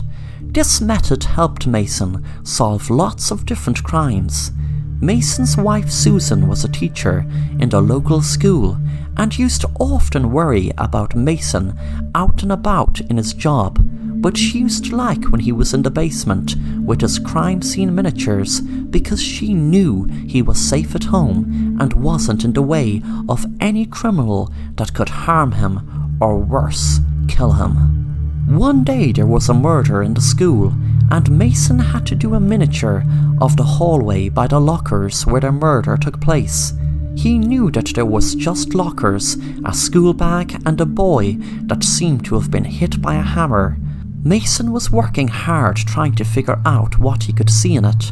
Sometimes he wondered, was it harder there being a lot to the scene or less? But he knew one thing, that no matter how much there was in the scene or how little, it seemed to help him having a miniature model. That night Mason seemed to have had a nightmare and woke up feeling agitated after it. He got up to get a glass of water. On his way, by accident, he knocked against his wife's handbag and it fell to the floor, with some of its contents spilt out on the floor. He froze in fear when he saw what he saw staring up at him from the floor. It was a hammer with what looked like blood on the top. He looked back at the bed, hoping Susan wouldn't wake up. He put it together. Susan had been talking about a boy who was constantly bullying her behind people's backs, and she was afraid to tell anyone because she felt they would think she had no control over her students. Mason knew the student was hit with a blunt object, which was very highly likely to be the hammer. Mason felt movement from the bed and quickly put the hammer back into Susan's bag. He went down to the kitchen and drank some water and then walked back to the basement and looked at the miniature model. He imagined Susan striking the student on the head with a hammer and knew that he heard the CCTV footage was missing, and that would be explained by Susan being able to have access to it to delete it. Every piece of the puzzle was falling into place. Suddenly he heard movement behind him and looked around. His wife Susan was standing next to him with a miniature model of himself lying in a pool of blood. She put the miniature model of him down on the ground and said, "Well, Mason, I was really hoping it wouldn't come to this, where I have to finish this miniature crime scene, but it looks like I'll have to make the background or basement." She pulled out a gun and shot Mason in his head. 6 months later, Susan was speaking at the book launch of her bestseller called My Husband is Gone, But I Continued His Passion. She spoke into the mic with emotion. I am here today talking about my book, which is a way of me coping with the murder of my hard-working husband, who was passionate about figuring out ways of solving crimes by using miniature crime scene models. The title is long, but I couldn't think of any other appropriate title to use other than My Husband is Gone, But I Continued His Passion. My husband was such a loving man, and the only time I was truly content with him working on his investigations was when he was in the basement working on his miniature crime scene models. After my husband died, I tried to harness my emotions into making a miniature crime scene of him in honor of him.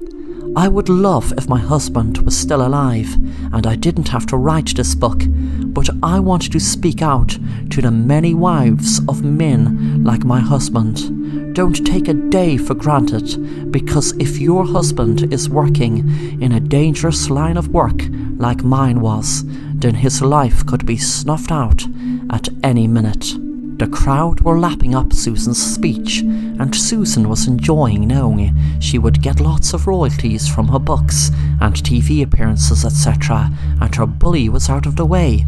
She paused for a moment, thinking to herself, I didn't want to appear a pushover teacher by saying I couldn't control my student, and I didn't want to harm my loving husband, but I had to. I wasn't a murderer, so it's better I got a book deal and wasn't cut out as the murderer. They would think I was some sort of psycho. She saw a fly land in her hand and thought to herself, after all, I wouldn't hurt a fly.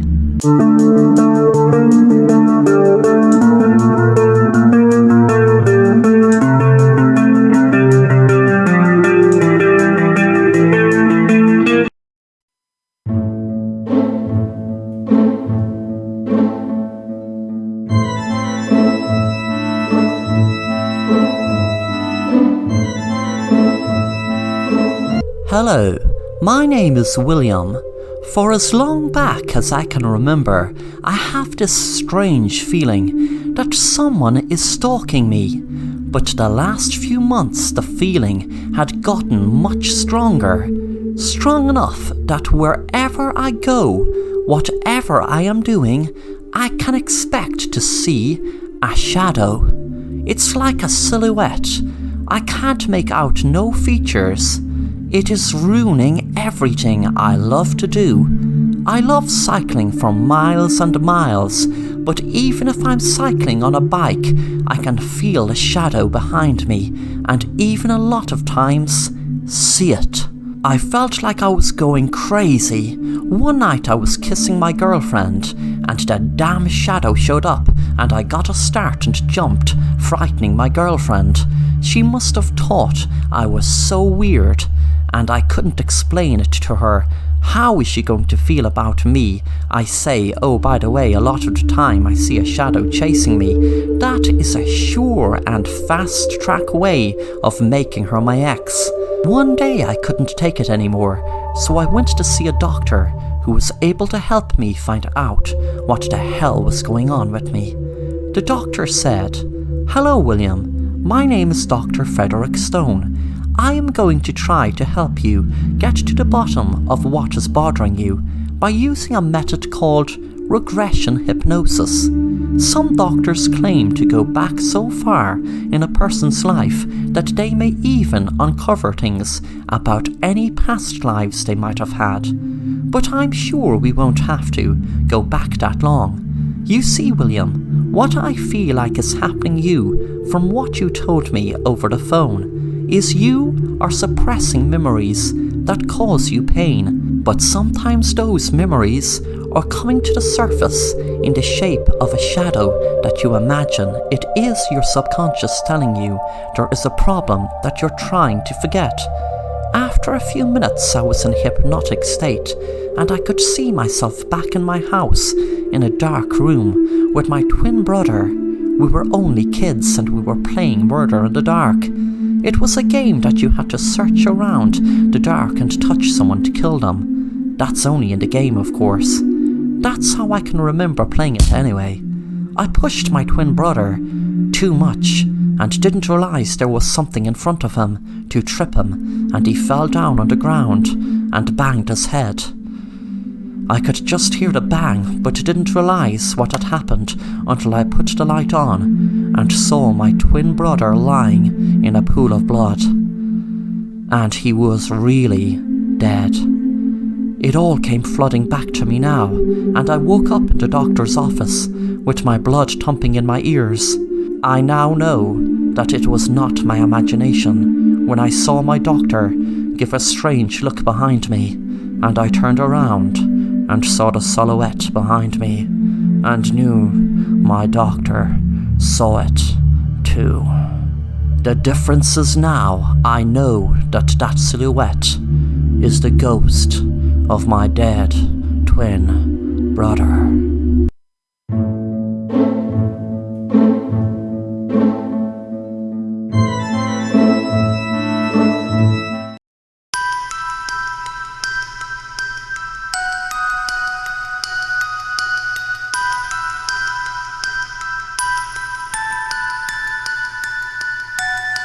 The relationship between me and my wife had turned strange a couple of weeks ago, and I am not sure what happened exactly.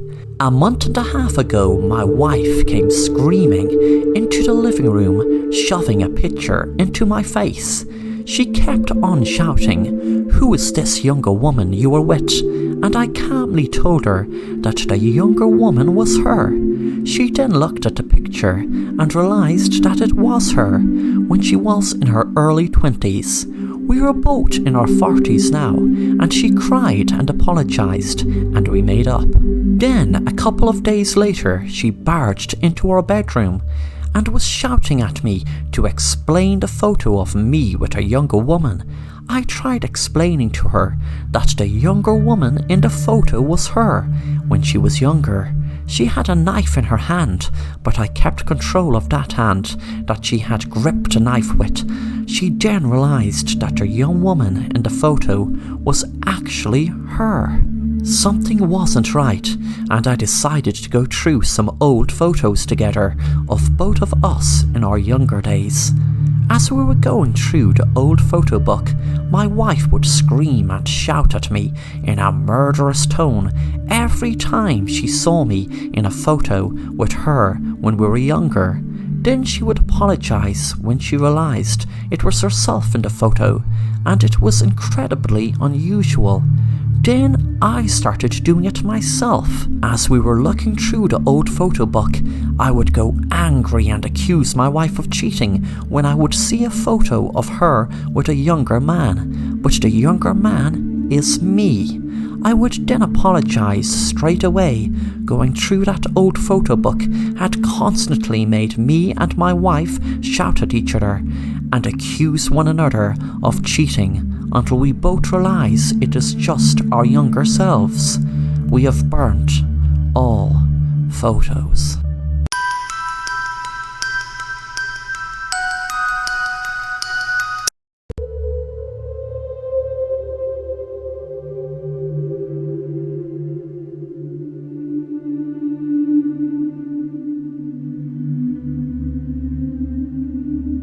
Hello, my name is Darren. I have loads of people telling me that I am crazy because I tell them that I can make people do things and hypnotise them, etc. I wouldn't stoop to the level of recording myself, making them act silly without their knowledge, etc. Because if they don't believe me in my gifts, that's their problem, not mine. I'm not going to record them so they can look back at them acting stupid and having no recollection of it. No, if they don't believe me, that is their problem. My girlfriend was arguing with me for weeks about going to see a psychologist.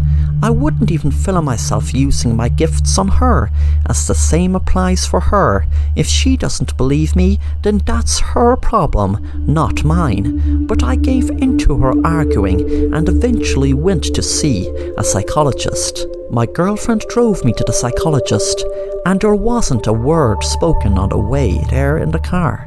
I was angry that my own girlfriend didn't believe in my powers. When I was sitting down in the psychologist's room, I felt betrayed that I had to sit here in front of someone who didn't even know me and, like everyone else, probably thinks I'm crazy. The psychologist was an annoying-looking man who said to me, "Hello, Darren. My name is Frederick Ryan. I am sure you will feel a lot better after our session. But first, please tell me why you are here today." I said, "I am here because everyone doesn't believe me that I have powers to make people do things against the will without them even realizing it. They have no recollection whatsoever of doing it. I am not filming anyone or anything to prove I have the gift." The psychologist said, "Well, Darren, I am sure you must realize why people are so reluctant in believing you. I mean, especially when they have no recollection of doing so. But Darren, I'm sure there is a good reason why you feel like you are actually doing these things. But in reality, they're just in your imagination. And when you come to the realization that you're just imagining these powers, then things will start coming together a lot easier in the puzzle." The session lasted about 30 minutes. When I was out of the building, I checked my phone to see the live stream I had of me making him dance around his office like an idiot without even realizing it. I laughed. I knew it was just me that filmed him, and just me that will be able to watch this video. I got a thrill when I saw myself confess to making a person who annoyed me stab themselves with my powers. But then I switched back to the live feed and forwarded it up to real time right now. I didn't realize that he had actually been recording me also. Maybe he records all his subjects, but I could hear our conversation come out of his laptop speakers. I could see his face go weird when I was confessing about the murder. He then was getting his phone ready to make a call, more than likely the police. I used my powers to him bang the phone off his head over and over and over until it was a bloody mess, and he fell down on the floor, dead.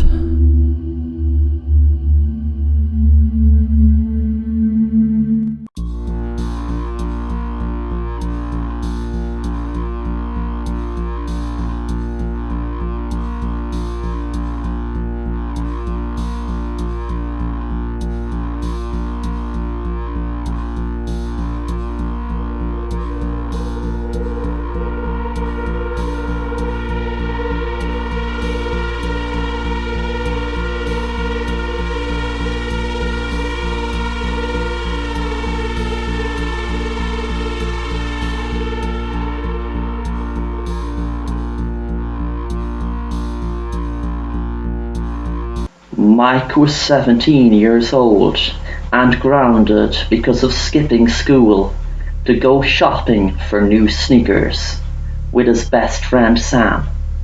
It was a Friday night and he was missing a huge house party that all the kids in school were talking about for weeks. He was surfing the web, bored, when an idea came to him. He wondered what the deep web was really like. He quickly searched how to access the deep web. Using the Tor browser, he clicked on what looked like a search engine for the deep web. He saw different photos over different links. One said guns, drugs, hitmen for hire. He felt his heart thump in his chest and wanted to click out of the page when something caught his eye. He saw a white box with the words, "I see you." His curiosity told him, click on it, but his instincts told him not. He decided to scroll down the page and came across a link to Cannibal Cafe, which he guessed was a meeting place for cannibals. He almost got sick and clicked out of the page. Suddenly, his page went black. He looked for the X at the corner of the screen to exit it, but text appeared in red writing on the screen. It said, "Let's play a game." Mike had a wild idea what the game could be and just wanted to exit the deep web, but his curiosity once again got the better of him. He clicked on the text and the text disappeared. Then suddenly he could see 5 figures standing in a dark room. They had some sort of freaky body masks on them. A light shone in front of them, and to Mike's horror, he saw a person tied to a chair. Tears were rolling down his cheeks, and he seemed to be frozen in fear. Text appeared on the screen. "Let's vote, people. Should this subject live or die? Yes for live, no to die." Mike gasped in horror as he read the words, hoping it was just some sort of sick joke, but not actually real. He clicked on yes to let the person live. He looked in horror and disgust as the no votes shot up way higher than the yes votes. What type of sick person would vote to a person be murdered? He wanted to look away, put down the laptop lid and pull out the plug, but he also wanted to see, was this just a joke? Hoping the freaks in bunny masks would laugh and say, "Gotcha, we're just kidding." One of the people in the bunny masks put a drill to the side of the poor man's head that was sitting in the chair and pushed the drill into his head as blood splattered out all over the room and onto the screen. Mike pushed the laptop down and pulled out the plug. He promised himself he would never surf the deep web again. Mike was playing a game when the screen went black. A box popped up on the screen. It had "I see you" written on it. Mike froze, remembering those exact words coming on his screen before that sick live execution came on the screen. He clicked the X to get out of the black screen. He nearly got sick with fear when the screen was full with a live webcam feed of him in his bedroom. It was a live feed.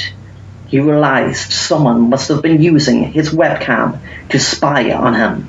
He froze in complete horror when he could see on the screen a figure come up behind him, and the person said in an evil-sounding voice, "I told you, I see you." The madman behind him in the room was wearing a bunny mask. He was wielding a chainsaw. He pulled the chain and it started. Mike knew he was about to be killed. The man stood still and said, "We will have to wait to see the power of voting. Ye have exactly 1 minute to vote for this guy to live or die. Voting starts now." The timer went down from 60 seconds to 30 seconds in what seemed to be just 2 seconds. Mike ran to his window, wanting to jump, but knew from his upstairs room he'd break his leg, if not both legs. The madman with the chainsaw ran for Mike. Mike knew he had no chance. His life would be over in seconds. He couldn't see where the countdown timer was. It was confirmed when the lunatic with the chainsaw said, "It looks like they voted no." But he knew that the sickos watching would vote no. Suddenly, the man fell down on the ground. Mike couldn't hear the gunshots over the chainsaw, but guessed his best friend and neighbor Sam shot the madman as he was standing holding a gun. Mike asked him, "How did you know what was happening?" He replied, "I wouldn't, only that I checked out that link on the deep web you told me about. I got a notification there was a live yes or no kill. It took me a few seconds to realise it was you. Mike said you saved my life. A second more, I would have been killed. Both boys promised to each other and themselves they would never, ever access the deep web again.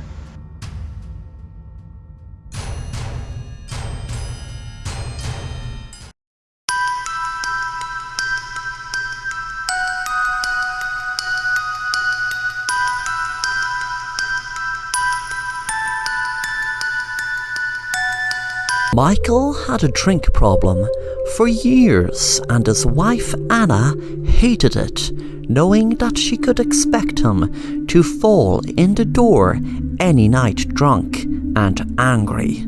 She tried her best to get him off the drink by calling different experts in dealing with drink problems, and he went to Alcoholics Anonymous, but she knew ultimately it had to be him that would need to help himself to stop drinking. It came to a head one night when Michael and his wife were driving. She begged him to not drive and to get a cab instead, but he insisted he had only one drink. As they were driving down a quiet country road, the car swerved, but not soon enough before they hit a young girl.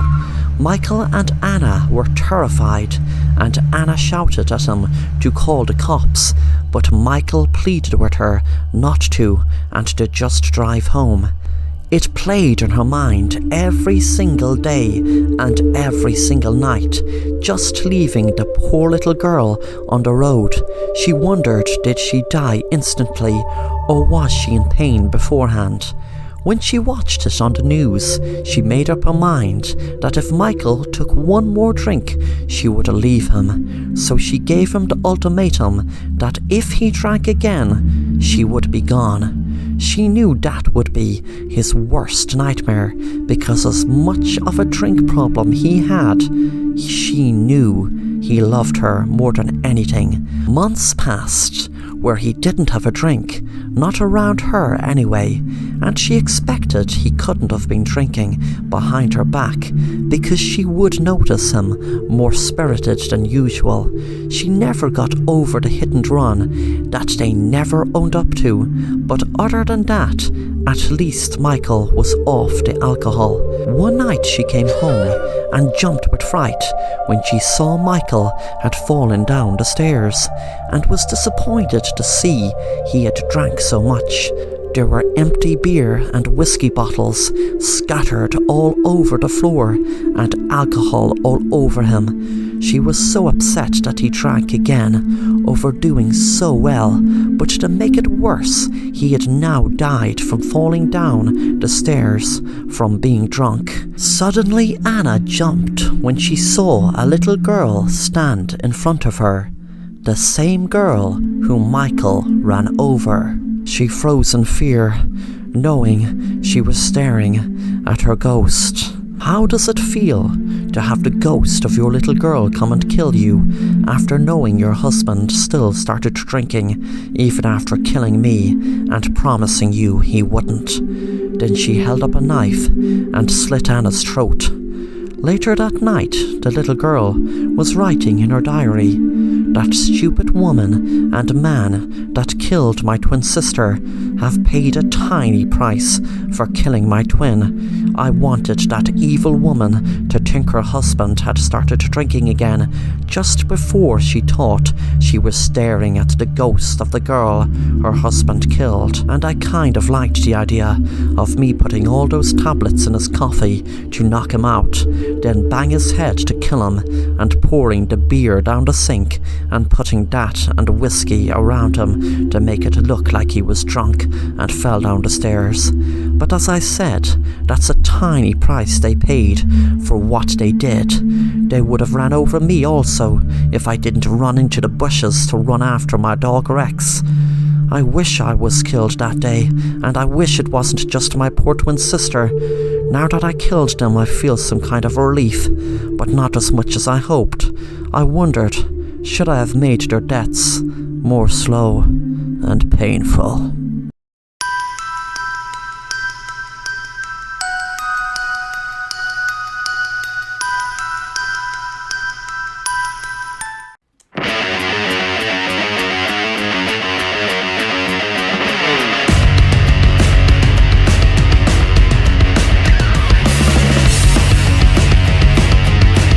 Jake was watching TV, and there was a program on about a hiking trail he always wanted to do. He knew it was a very long hike, and it would require a lot of perseverance, as the trail went on and on for miles. It was in the outback in Utah. He didn't want anyone to go with him on the hike, as he was looking for something to take his mind off his very stressful job as being a lawyer. Jake just wanted to relax for 2 weeks on the hike into the outback of Utah. On the day of his hike, he figured he would need snow gear, as the weather was so cold. Sure enough, when he was on his way, it began to snow.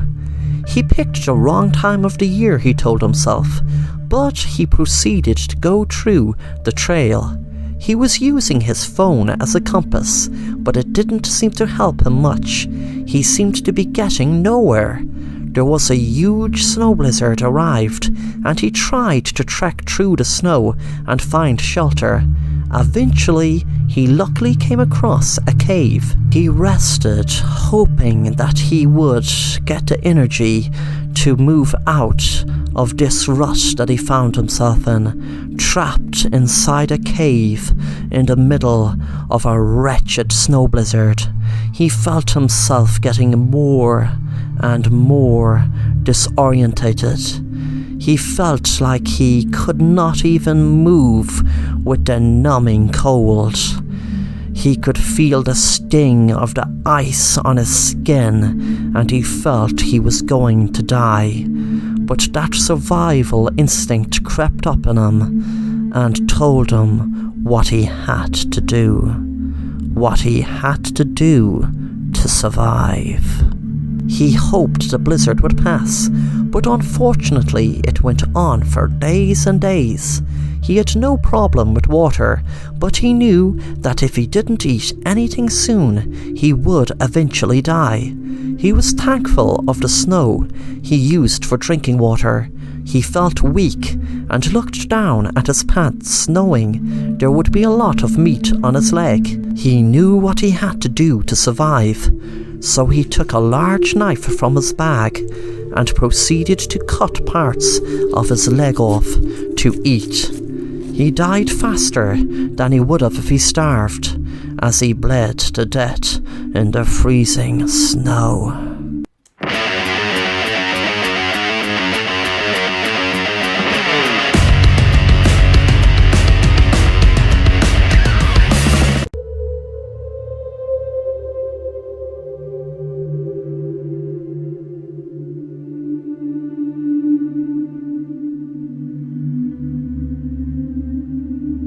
I had a very tragic event happen in my home years and years ago.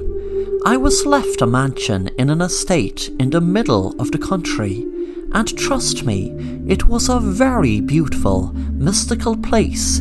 You could see the history written all over it. But one day I had a falling out with a man. That man was my uncle. He was left money, but that's it. But you see, he wanted to claim some of the land around the mansion, and no matter how many times I told him that none of the land was his, he wasn't having it. One night I eventually called a truce, but in reality I had planned on murdering him, which I did. I poisoned his wine and hid him down in the wine cellar.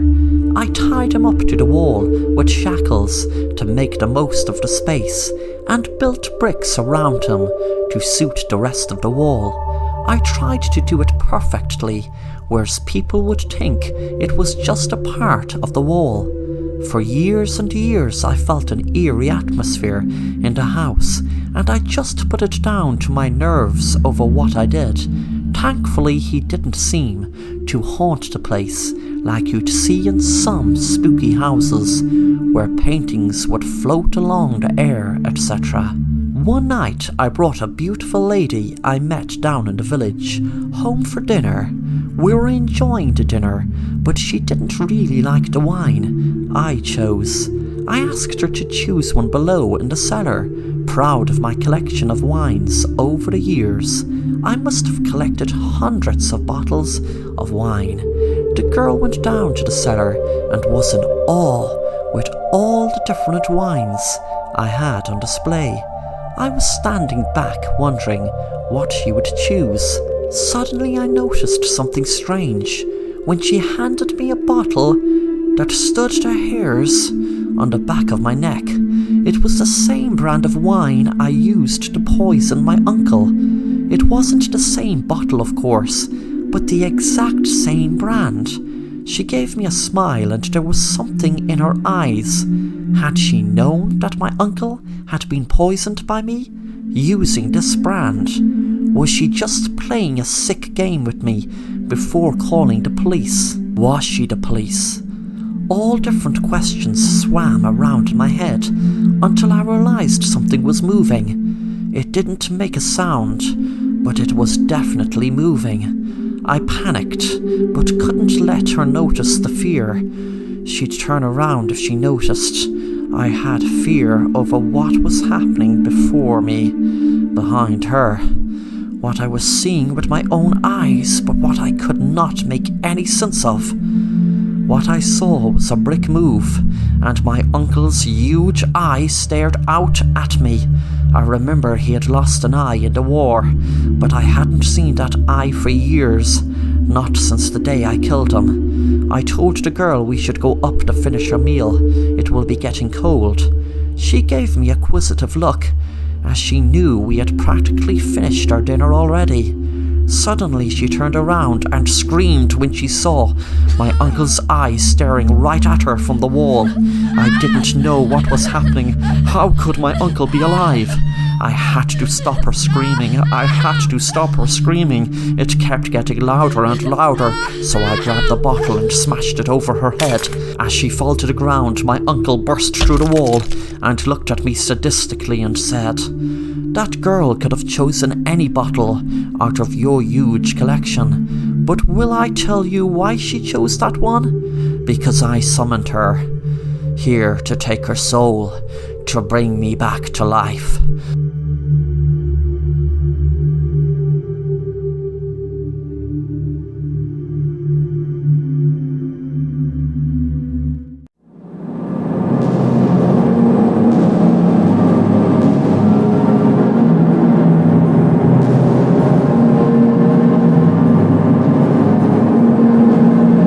It was Valentine's Day, and I was looking forward to go out on a date with my girlfriend for months, but unfortunately it was a lockdown, so we couldn't go out to any restaurant or anything. My girlfriend lived with me, so at least we could cook something at home and have a nice romantic meal.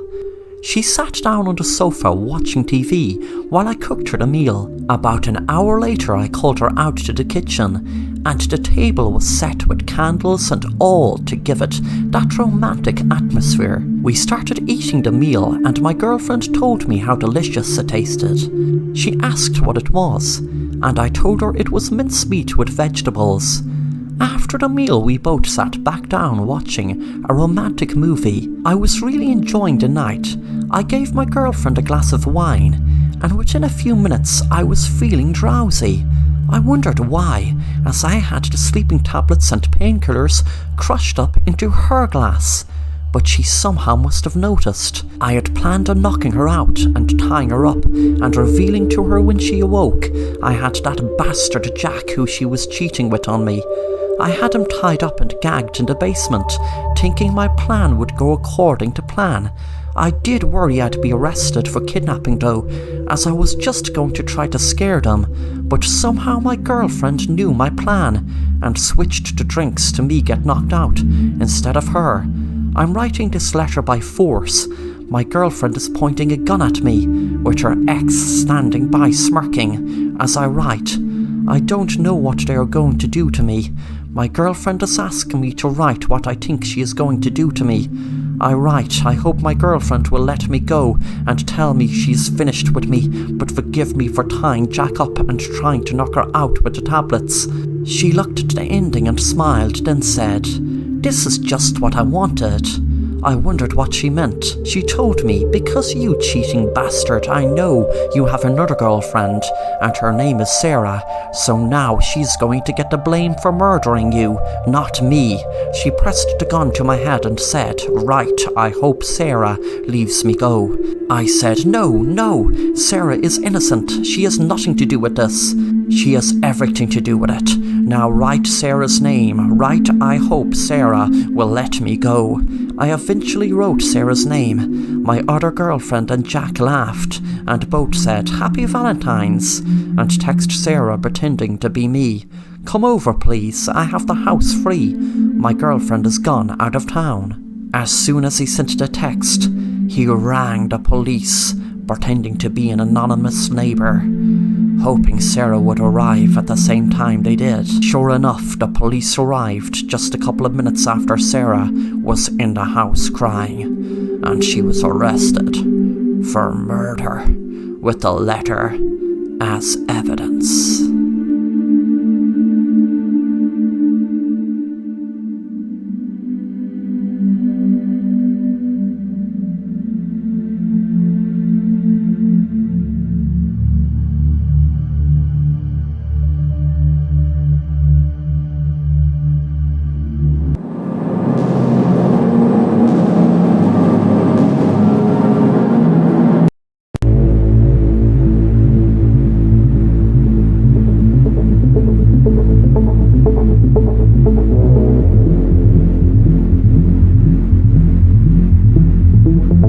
Who is Short Story 1? He is a horror writer who writes on horror subreddits on Reddit. His stories are vastly unique and sometimes don't even make sense.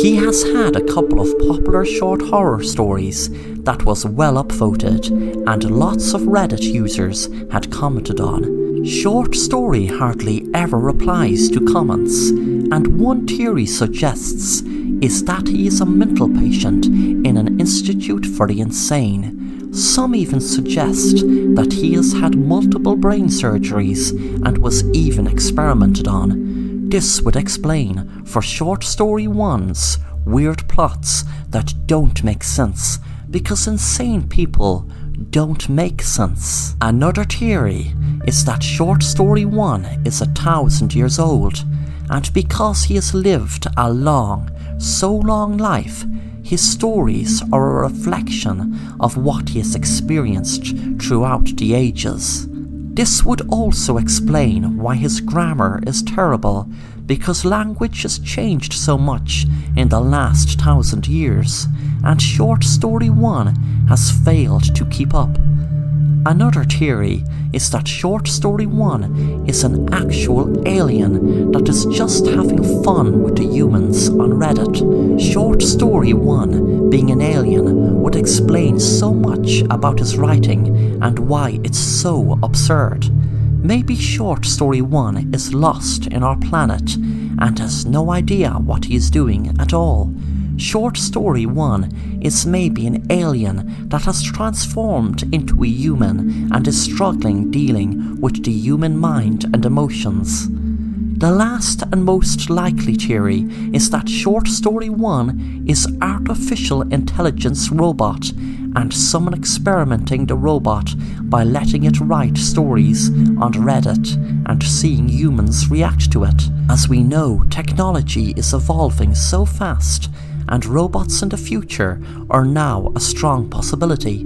Driverless cars have evolved so much, and Short Story 1 might be a robot that can imagine. Who do you think Short Story 1 might be? Have you read his stories?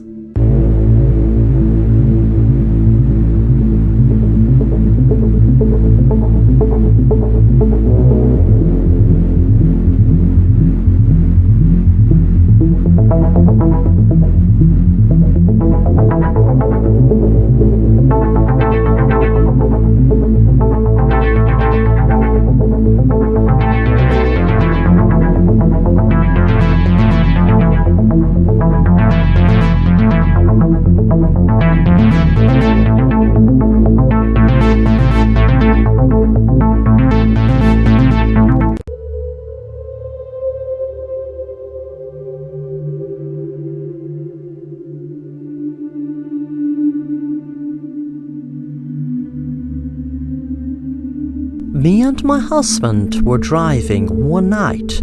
I remember it well, as it was snowing heavily. We were driving through the snow, and it seemed to be getting heavier and heavier. I remember my husband saying, "Hey sweetie, this snow is getting heavier and heavier." With that suddenly there was a screech, and the car skidded on black ice. The car toppled over, but luckily we both survived. We didn't even have to be hospitalized. A week later I was looking through getaway breaks, and I thought it a good idea to me and my husband leave our town for a week and go to stay in a cabin in the woods out in Utah. We drove there in a new car that my husband bought because he needed a car to drive to work 2 miles from where we live. We were driving out to the woods for what seemed like days, but in reality was only hours. When we got there, we were in awe of how beautiful the cabin looked, with the trees surrounding it. It was just a beautiful sight. My husband stopped the car and turned off the engine. When we got out, he said, "Did you hear that?" I said, "No. What is it?" He smiled and he said, "Absolutely beautiful silence." That night we had decided to go for a walk in the woods. My husband heard it first. There were footsteps behind us, but when we turned around, there was nothing. We walked on, then suddenly I heard it this time. When we turned around, there was a person dressed in black, wearing a hoodie. I screamed, and my husband said, "What the hell are you following us for?" There was a man's voice. "Let's play a game called The Hunt. It's kind of like a game of hide and seek on steroids, or maybe hide and seek on acid. I will give you a head start of 10 seconds to get the hell out of here, and after that I'm coming after ye with my gun, and I'm going to shoot ye both dead."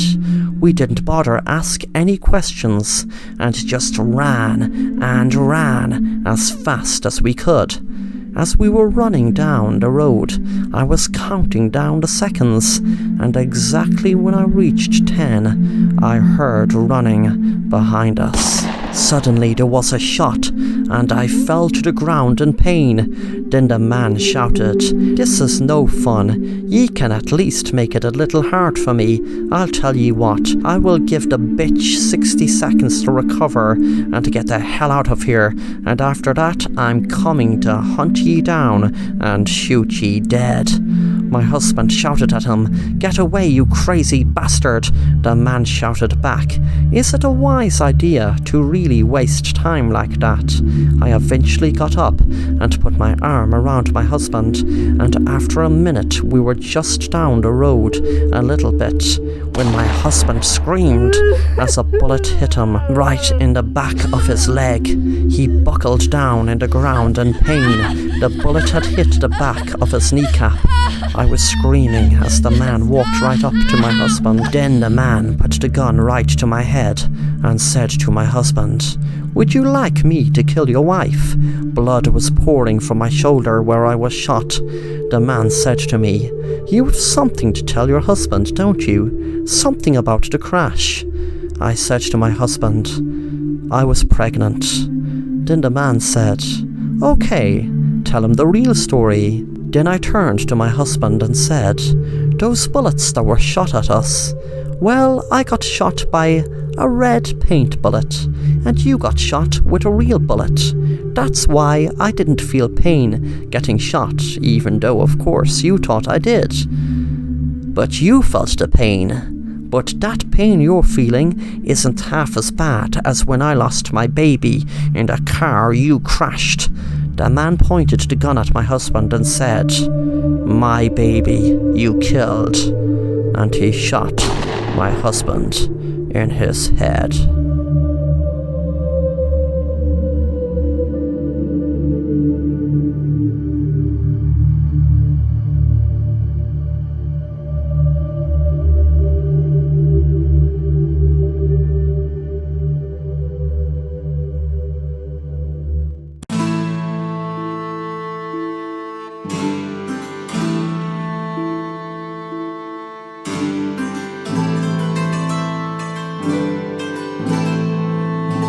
Joshua was an elderly farmer who was living in rural Ireland. He was feeling very isolated on the farm since his only daughter moved to America, where she was working in a rest home in Texas. One day he had an idea while walking around his farm. He had noticed really nice wood to use to carve walking sticks to make and send to his daughter as a surprise. The only problem was that where the wood was, it was a fairy fort. Legend had it that folk tales associated with fairy forts typically relate a curse or retribution enacted upon those who would disturb or destroy the structures. As he carved the wood into the sticks, he prayed that nothing would happen him doing so. After he had about 20 sticks made, he sent them over to his daughter as a gift. His daughter Sharon was working in a rest home, but lost her job 6 months ago, but didn't want to tell her dad. She had a problem with drugs that was spiraling more and more out of control. She was popping the strongest painkillers and also using crystal meth. She didn't want to tell her dad how much of a mess her life was in. She sat down in her trailer, worrying about paying back a loan shark $10,000 that she got off him for a loan. She got the loan to pay off a local drug dealer that she knew didn't mess around.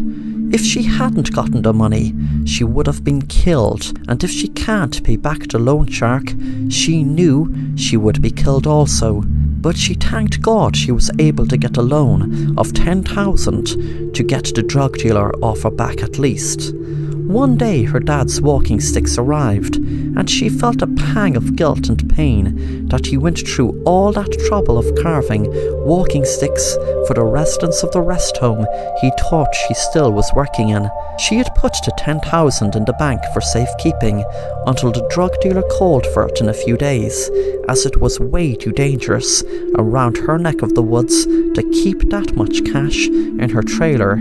She wrote out a check and sent it to her dad. Her dad was delighted to cash the check for $10,000. He rang her to thank her, and she froze and then said, "Dad, I am so sorry, that check was meant to have been for $10, not $10,000. Then the man that was looking at Joshua counting the money behind him ran up and hit him in the head and grabbed his wallet. He saw him put all the money in. That night the drug dealer arrived, and Susan told him the story. The drug dealer started laughing and said, "Do you think I'm stupid? You just ran out of chances, bitch." Then he shot Susan dead. Joshua found out about her death a few days later and regretted ever stepping foot inside the fairy fort, knowing it was the fairy fort that made everything go wrong.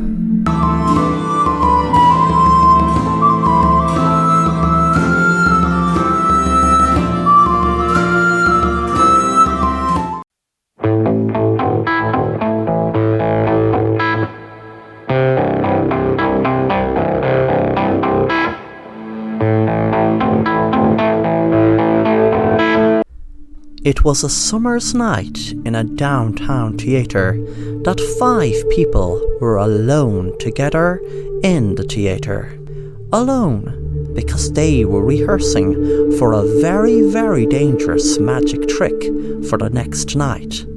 They acted everything out as if the theatre had a packed house. Sam Days was a hugely popular magician and was trying a really elaborate trick.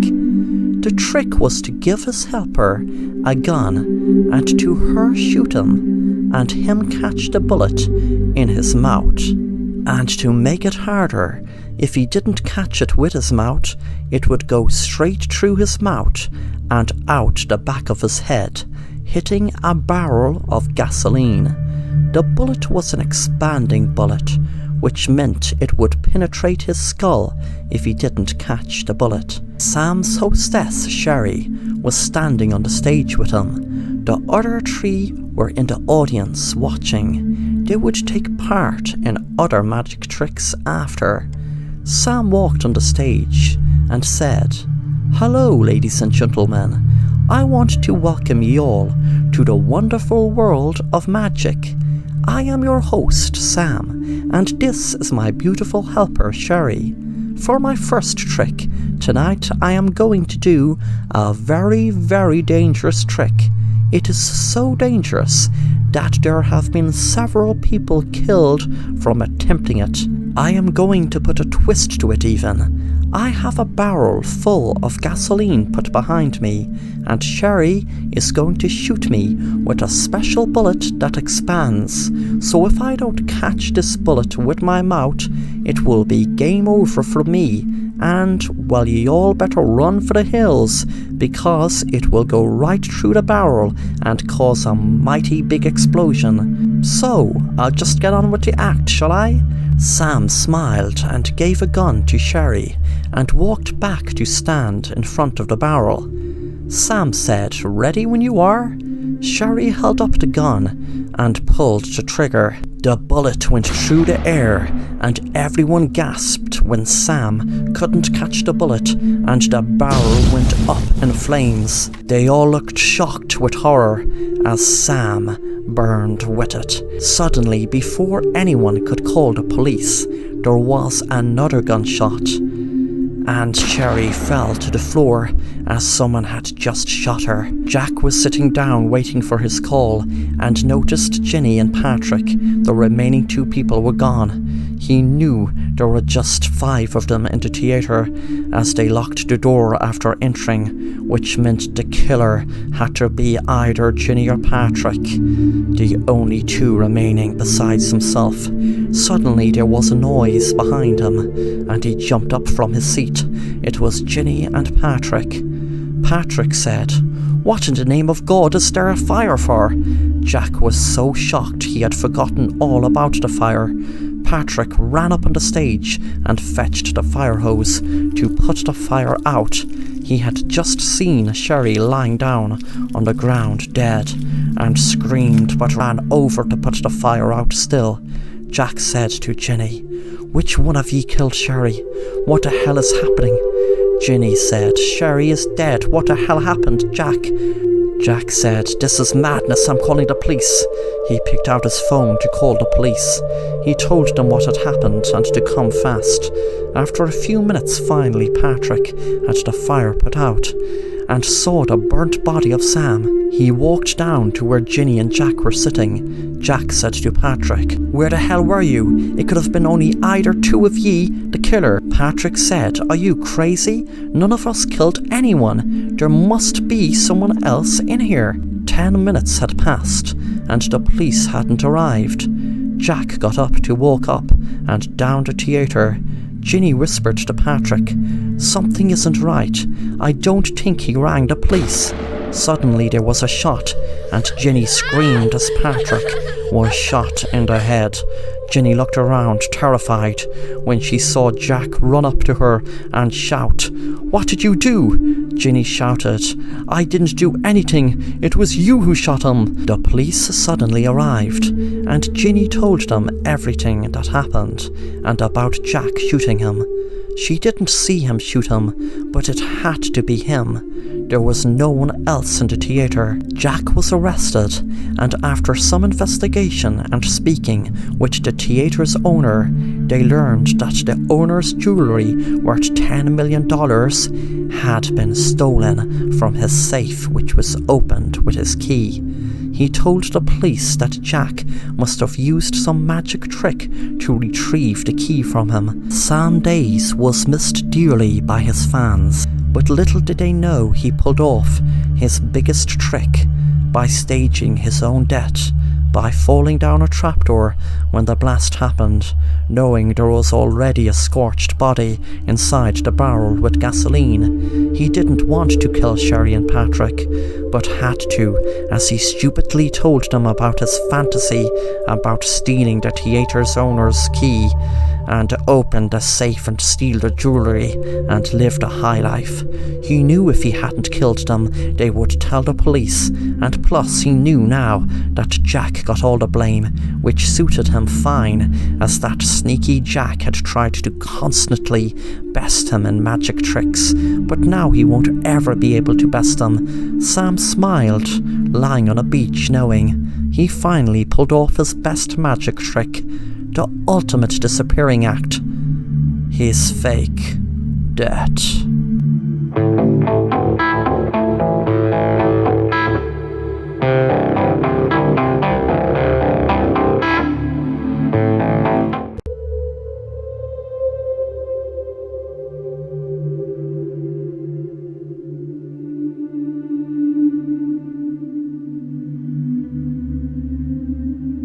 It was a lovely summer's day, and me and my friend were taking a trip in my private helicopter.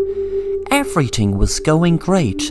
We were enjoying the view until we started to fly over my house. I noticed something strange. It was like a masked man was carrying my wife to my outside pool to throw her in. I quickly told my friend, "Look below, what's going on? Do you see down below? There's someone carrying my wife into the pool." I quickly flew the helicopter down and saw that a masked man was carrying my wife, and just as he got low, we could see him throw her into the pool. He ran away, and when the helicopter eventually landed, he was well gone. I ran over to the pool and jumped in, but by the time I did, my wife had already drowned. My friend rang the police for me, and when they came, I told them what had happened. We were flying over my house when all of a sudden I could see a masked man carrying my wife and throwing her into the pool. They asked did I have any enemies, but I couldn't think of any. My wife was in the bat, and I walked in, knowing what I had to do. I grabbed her by the neck and put her under the water until she stopped breathing. Then, when I knew she had died, I rang the girl of my dreams, who kept at me the last few months to end it with my wife once and for all. It was her plan. When she answered the phone, I told her what to do. "It's done, she's dead, but what you need to do is wait until about 3 p.m. tomorrow, dress up as a man, put your hair up, I'll convince my friend you're a man, carry my wife, I'll fly over the house in the helicopter, and when you see us go lower, run up to the swimming pool. I'll fly over the house in the helicopter, and when you see us go lower, run up to the swimming pool as if my wife was alive until you threw her into the pool. If they think it's a man that drowned her in the swimming pool, there is no way they will trace the real drowning back to me drowning her in the bat. And remember, the most important thing, baby, is I love you."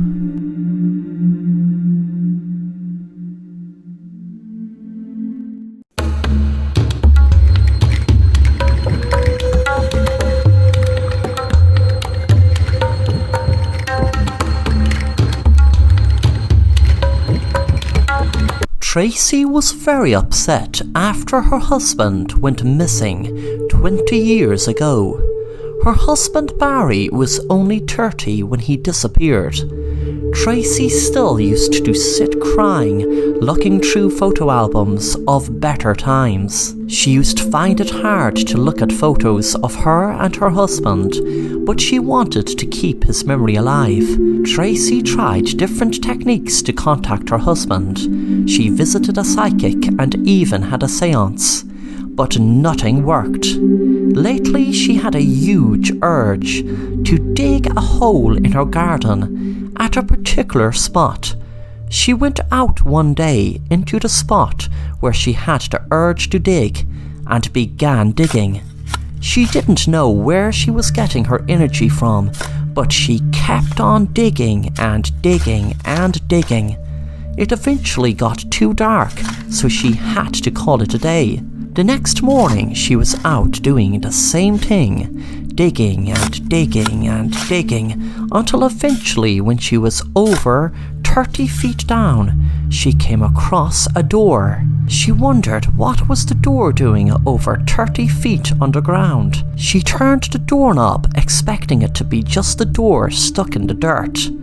But to her surprise, she opened it to a beautiful landscape. She thought she was dreaming. Then a man that looked familiar stood in front of her and said, "You bitch." Tracy couldn't believe her eyes, but knew that the man standing next to her was her husband Barry, who would now be 50. Then suddenly Tracy woke up, thinking what a strange dream. The first thing she'd done, even though she knew it was a dream, was go out to the garden where she dug the huge hole in the dream. Of course there was no hole, but she thought of something. What if she dug a little? Not 30 feet, but just a little. She had the urge to dig, and she knew she was awake this time. A few minutes later she began digging. She hit something hard and got a start. She bent down on her knees and took away dirt, revealing a hand. Then it all came back to her, guessing the dream had unopened the repressed memory of her killing and burying her husband.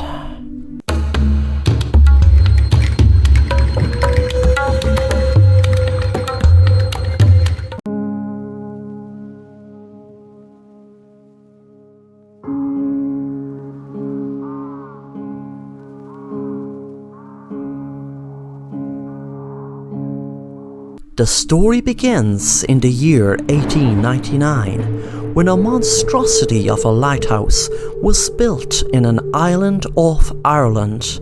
The weather and storms surrounding the area were lethal, and some say at the worst of times there would be waves 100 feet high. This lighthouse had to have people working there, but it was taken into account when building the lighthouse that if they did have one person living there, they would be so lonely and it would affect them so much being isolated, it would drive them mad. But if there were two, then them being together out in the middle of nowhere, it could drive them to kill each other. So that is what made it clear there would be 3 people working in the lighthouse. It went according to plan until 1900, when a photographer and his assistant and a very skilled sailor sailed out to the island, so the photographer could take photos of the lighthouse keepers and the lighthouse and island. It was then that everything got very strange, as they turned every stone in the island, looking all over for the 3 men, but couldn't find a trace of them. It was like they disappeared into thin air. It was not like them to have been swept away by being outside, as they usually always would go inside and bolt the door and stay in when it became evening, as they knew how dangerous the weather could get. The photographer was thinking of writing a story about the strange disappearance when suddenly he realized there was a crumpled up piece of paper in the room that he hadn't noticed before. He opened the paper and it had written on it, "I will help you solve the mystery of the lighthouse keepers and their fate. Wait outside the lighthouse at 4 p.m. The photographer was standing outside the lighthouse, hoping it was the right part, as it was so big. He was really anxious to find out who wrote the note and what they would say. There was no one on the island when they went looking, and they looked everywhere. Plus the island wasn't that big. Suddenly it got very stormy, and he could see a huge wall of water coming straight for him. It was then he realized that he wasn't only going to learn how the men died, but die exactly the same way. Just before the wave hit him, he saw the 3 ghosts of the men right in front of him.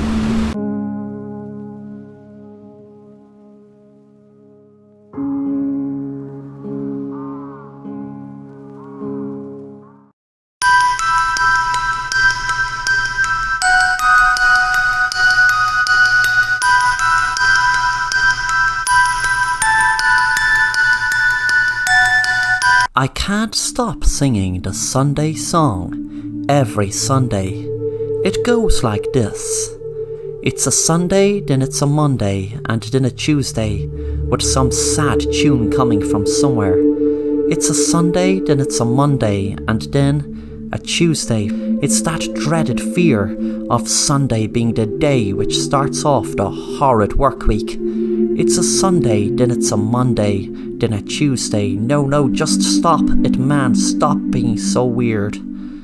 I get so weird on Sunday and full of dread as the thought of going back to work just fills me with horror. I try to put on the Friday song by Dubsky, and as I try to listen to the positive lyrics, it's a Friday, yeah, then it's a Saturday and Sunday, the words then sound like it's a Sunday, then it's a Monday, and then a Tuesday, and I scream and shout in agitation. I then jump in the shower and I find myself singing, "It's a Sunday, just shut the hell up, man.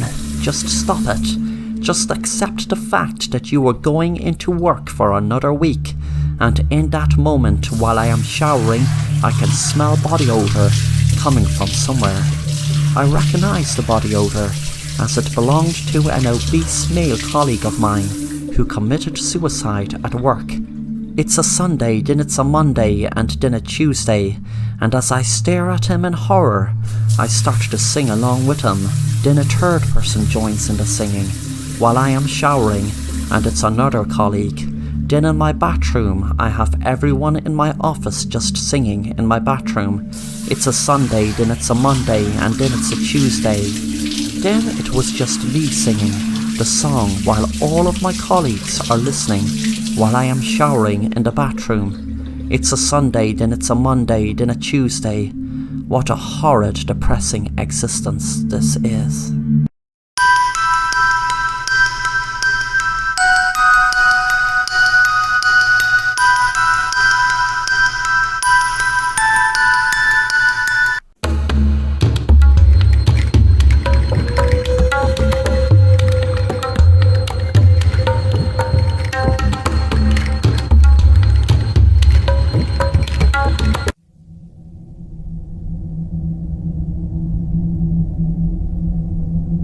I can't help if you don't talk to me.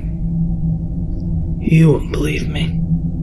If you tell me you saw Bigfoot or some creature in the woods, I will believe it. I promise. Tell me your story. There were no creatures, spirits, or monsters. It was just me. It was my first time as a caretaker in Yellowstone. I barely knew the place. But when I saw it for the first time, and I fell in love instantly, I was in complete awe of it. The mountains that reached up to the clouds, and the valleys which cut beneath them, the forest which ran vast and all-consuming throughout, and then there was the wildlife. It was overwhelming in its beauty. And people left the park in November for the winter season, and that's when I came in. I was to remain there until the plows could reach me towards the end of winter. I was the only one in my section, alone for miles and miles. My job was to clear the snow off the roofs of some of the buildings and structures. That was pretty much all I was supposed to do, but it kept me busy. There was always more snow to clear. I enjoyed the solitude. I'd been craving it for some time. When night fell, my cottage was the only source of light. The entire landscape, mountains, rivers, and the forest, all of it was dark. It was like an ocean of black, if you can picture it. And a tiny pin drop of light in the middle. That was me. I read books and made dinner. That's how I spent my nights. One day there was a storm. The snow was falling so thick and so fast that I couldn't get past my own front door. I decided it was too dangerous to try going out, so I stayed in, knowing that I'd have to do double the work the next day. But it was okay, because it was better than being caught outside in a storm. That could be death if he couldn't find shelter. That night, after dinner, I read as I normally do, but as I did, I noticed a strange sound. It was a soft, wet hum. I heard it before, only when I was absolutely silent, but I could never place where it was coming from or what it could be. So I forgot about it. I kept reading, and when I was too tired to read another word, I turned out the lights and went to bed. It woke me from a sound sleep. I was so tired and disoriented, I wasn't sure if I had heard something or if it had just been a dream. Slowly I came out of my fog, and then I knew it hadn't been a dream. There was a knock at my door. I couldn't imagine who it could be. I was miles away from anyone, and in a storm, it would be impossible to get to me. I tried to look out the window by my bed, but it was too dark. I picked up the gas lantern and lit it. Then I moved to the door. When I opened it, the wind hit me like 1,000 needles. I aimed the light out, but there was only snow and darkness. Beneath me, though, I did notice something. Footprints. They led from my door to just outside the window where my bed was, then back out into the black. Sudden terror came over me as I looked out over the dark. I closed the door and latched it shut. After sitting in fear for a few moments, my exhaustion caught up to me again. Though I was afraid, I could think of nothing I could do. So I put the light away and I lay in bed. The following morning I woke up and remembered, but I had no idea if I had dreamt it or if it really happened. I opened the front door and found there were no footsteps outside. And though I let myself believe it had been a dream, part of me knew that the snow would have filled in the footsteps if they had really been there at all. The sky looked just as bad as the day before, but if I didn't clear the roof before another storm, the other stations could cave in. I can't express the fear I felt walking through the woods that day. Any noise sent shivers up my spine. I was convinced someone had been there last night, watching me sleep. But if it was true, why wouldn't they wait for me to open the door? And how could they have survived the storm? I cleared the roofs from the other buildings, and as I did, it began to snow again. By the time I started my journey back to my cabin, the snow was too thick to see through.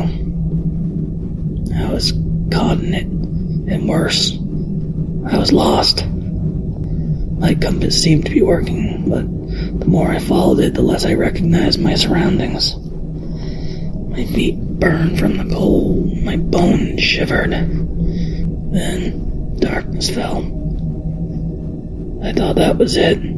I would die right then and there, frozen in the woods. And then I saw a light. I thought maybe I had left the lantern on, but I remember turning it off. But I didn't care either way.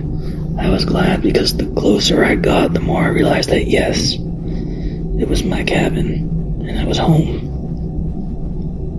The door was locked when I tried to pull it, but how could that be? Unless I was wrong.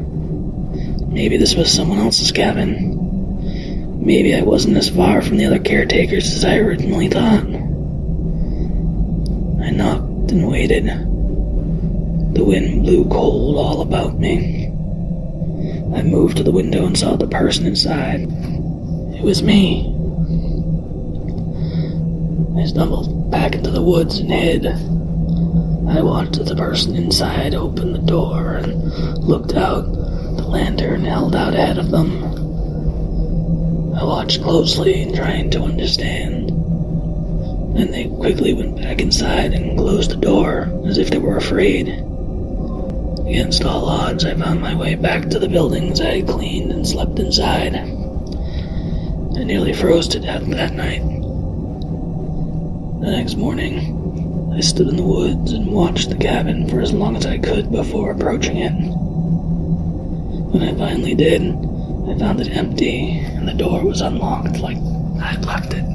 It felt foreign to me now, like I was in someone else's home, like when you have to stay at a stranger's house, except all the things in it were mine. The only thing familiar was the smell. It was tart, sour, but in my time here I'd grown to love it, and I was home. Outside, the world was frozen. The life and beauty I had been struck by when I first arrived had long since faded. I was afraid of the day because I could look out my window and see what was outside. I didn't want to see. But of course, the day was nothing compared to night. I needed the heater, but it lit the cabin from inside.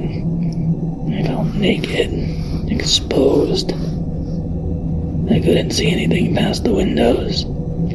The only thing in them was my own reflection. I lifted the mattress off the bed and leaned it against the glass. I didn't need the bed. I had no intention of sleeping that night. I sat across from the door and watched it. Every time the wind blew and shook the door, I felt my stomach turn cold. At first, I couldn't tell if I was really hearing what I thought. The screams swelled and faded, or maybe they were just shrieks of wind pushing through the pines. I found the lantern and opened the door. The world was black. The light ahead lit only a few feet in front of me. I could see snow on the ground, snow falling in tiny specks, but nothing else. When it came from my right, I would aim the light towards it. Seconds later, it would be on my left. It was in front of me. It was behind me. It was close. It was far. I was terrified, and before long, my fingers began to burn. I had to go back. When I did, I put the mattress back down on the bed. I was too tired. Fear and vigilance had taken it all out of me. I lay in the bed and listened, but there were no more screams. I had dreamt it, and I decided, or imagined it. If it was real, she would have seen my light. She would have seen it by now. The orange glow of the heater through the window. If it was real, maybe I would see her footsteps in the snow in the morning. Or perhaps she would wake me with a knock. These thoughts swirled in my mind, but I knew they were nonsense. I just needed sleep. And so I closed my eyes and did just that. The following morning I woke up and remembered that I had no idea if I had dreamt it or if it really happened. I opened the door and found there were no footsteps outside. And though I let myself believe it had been a dream, part of me knew the snow would have filled in the footsteps if they had truly been there at all. There was no way to know. I looked out over the ice and the dead trees and the leaden sky, which seemed like a concrete slate about to drop. I couldn't face it. I couldn't go out and do my job. I knew something was out there. I didn't know what, but it was there. Between the trees on the other side of the hills. I sat on the floor facing the door again. I stared at the wood of the door and listened. I wondered about her, the woman who screamed. I wondered if she had died in the night, and if so, would she come now? Would she come knocking and ask why I didn't help her? In the silence of the day, I could hear it again. The strange hum. The wet, sticky sound I knew I could never place. And then something fell in front of me. Small like a speck, but solid. I leaned down to it. It was white and wriggling. A maggot. Something tickled my hand. I looked down and saw another maggot crawling across my knuckles. Another one dropped from above, falling on my shoulder. I lifted my eyes up. On the ceiling, there was the shape of a small square door. I had forgotten about it. Forgotten about the attic. was too small to go into, meant only for storage. At the edge of the square door, maggots writhed and dropped. Something was there. Something had been there the whole time. That I could place it now. It was the sound of 100,000 maggots feasting. I moved the heater to the center of the room and used it as a stepping stool. I climbed it and reached for the door on the ceiling. The smell, the familiar smell I've grown to love, was overpowering here. My eyes stung, my throat closed. I lifted my head to the attic. His small body entirely covered by them. A blanket of maggots so thick I couldn't even see him. Did you remember then that you hadn't come alone? Yes, I remembered. They still haven't found your wife. Is she up there in the hills? Just behind them. They'll have to wait for the thaw. It was a brutal winter. I tried to tell her there was nothing out there, nothing but ice, but she ran anyway. She ran for me when she saw what I'd done to our son. She ran begging for help, screaming for it, but there was no one out there. I listened to her screams until they died down, until there was only silence and dark. Why did you do it? Didn't you love them? With all my heart. Too much. It was all I knew. It was suffocating. Some men shouldn't have that much love. Some men should just be alone.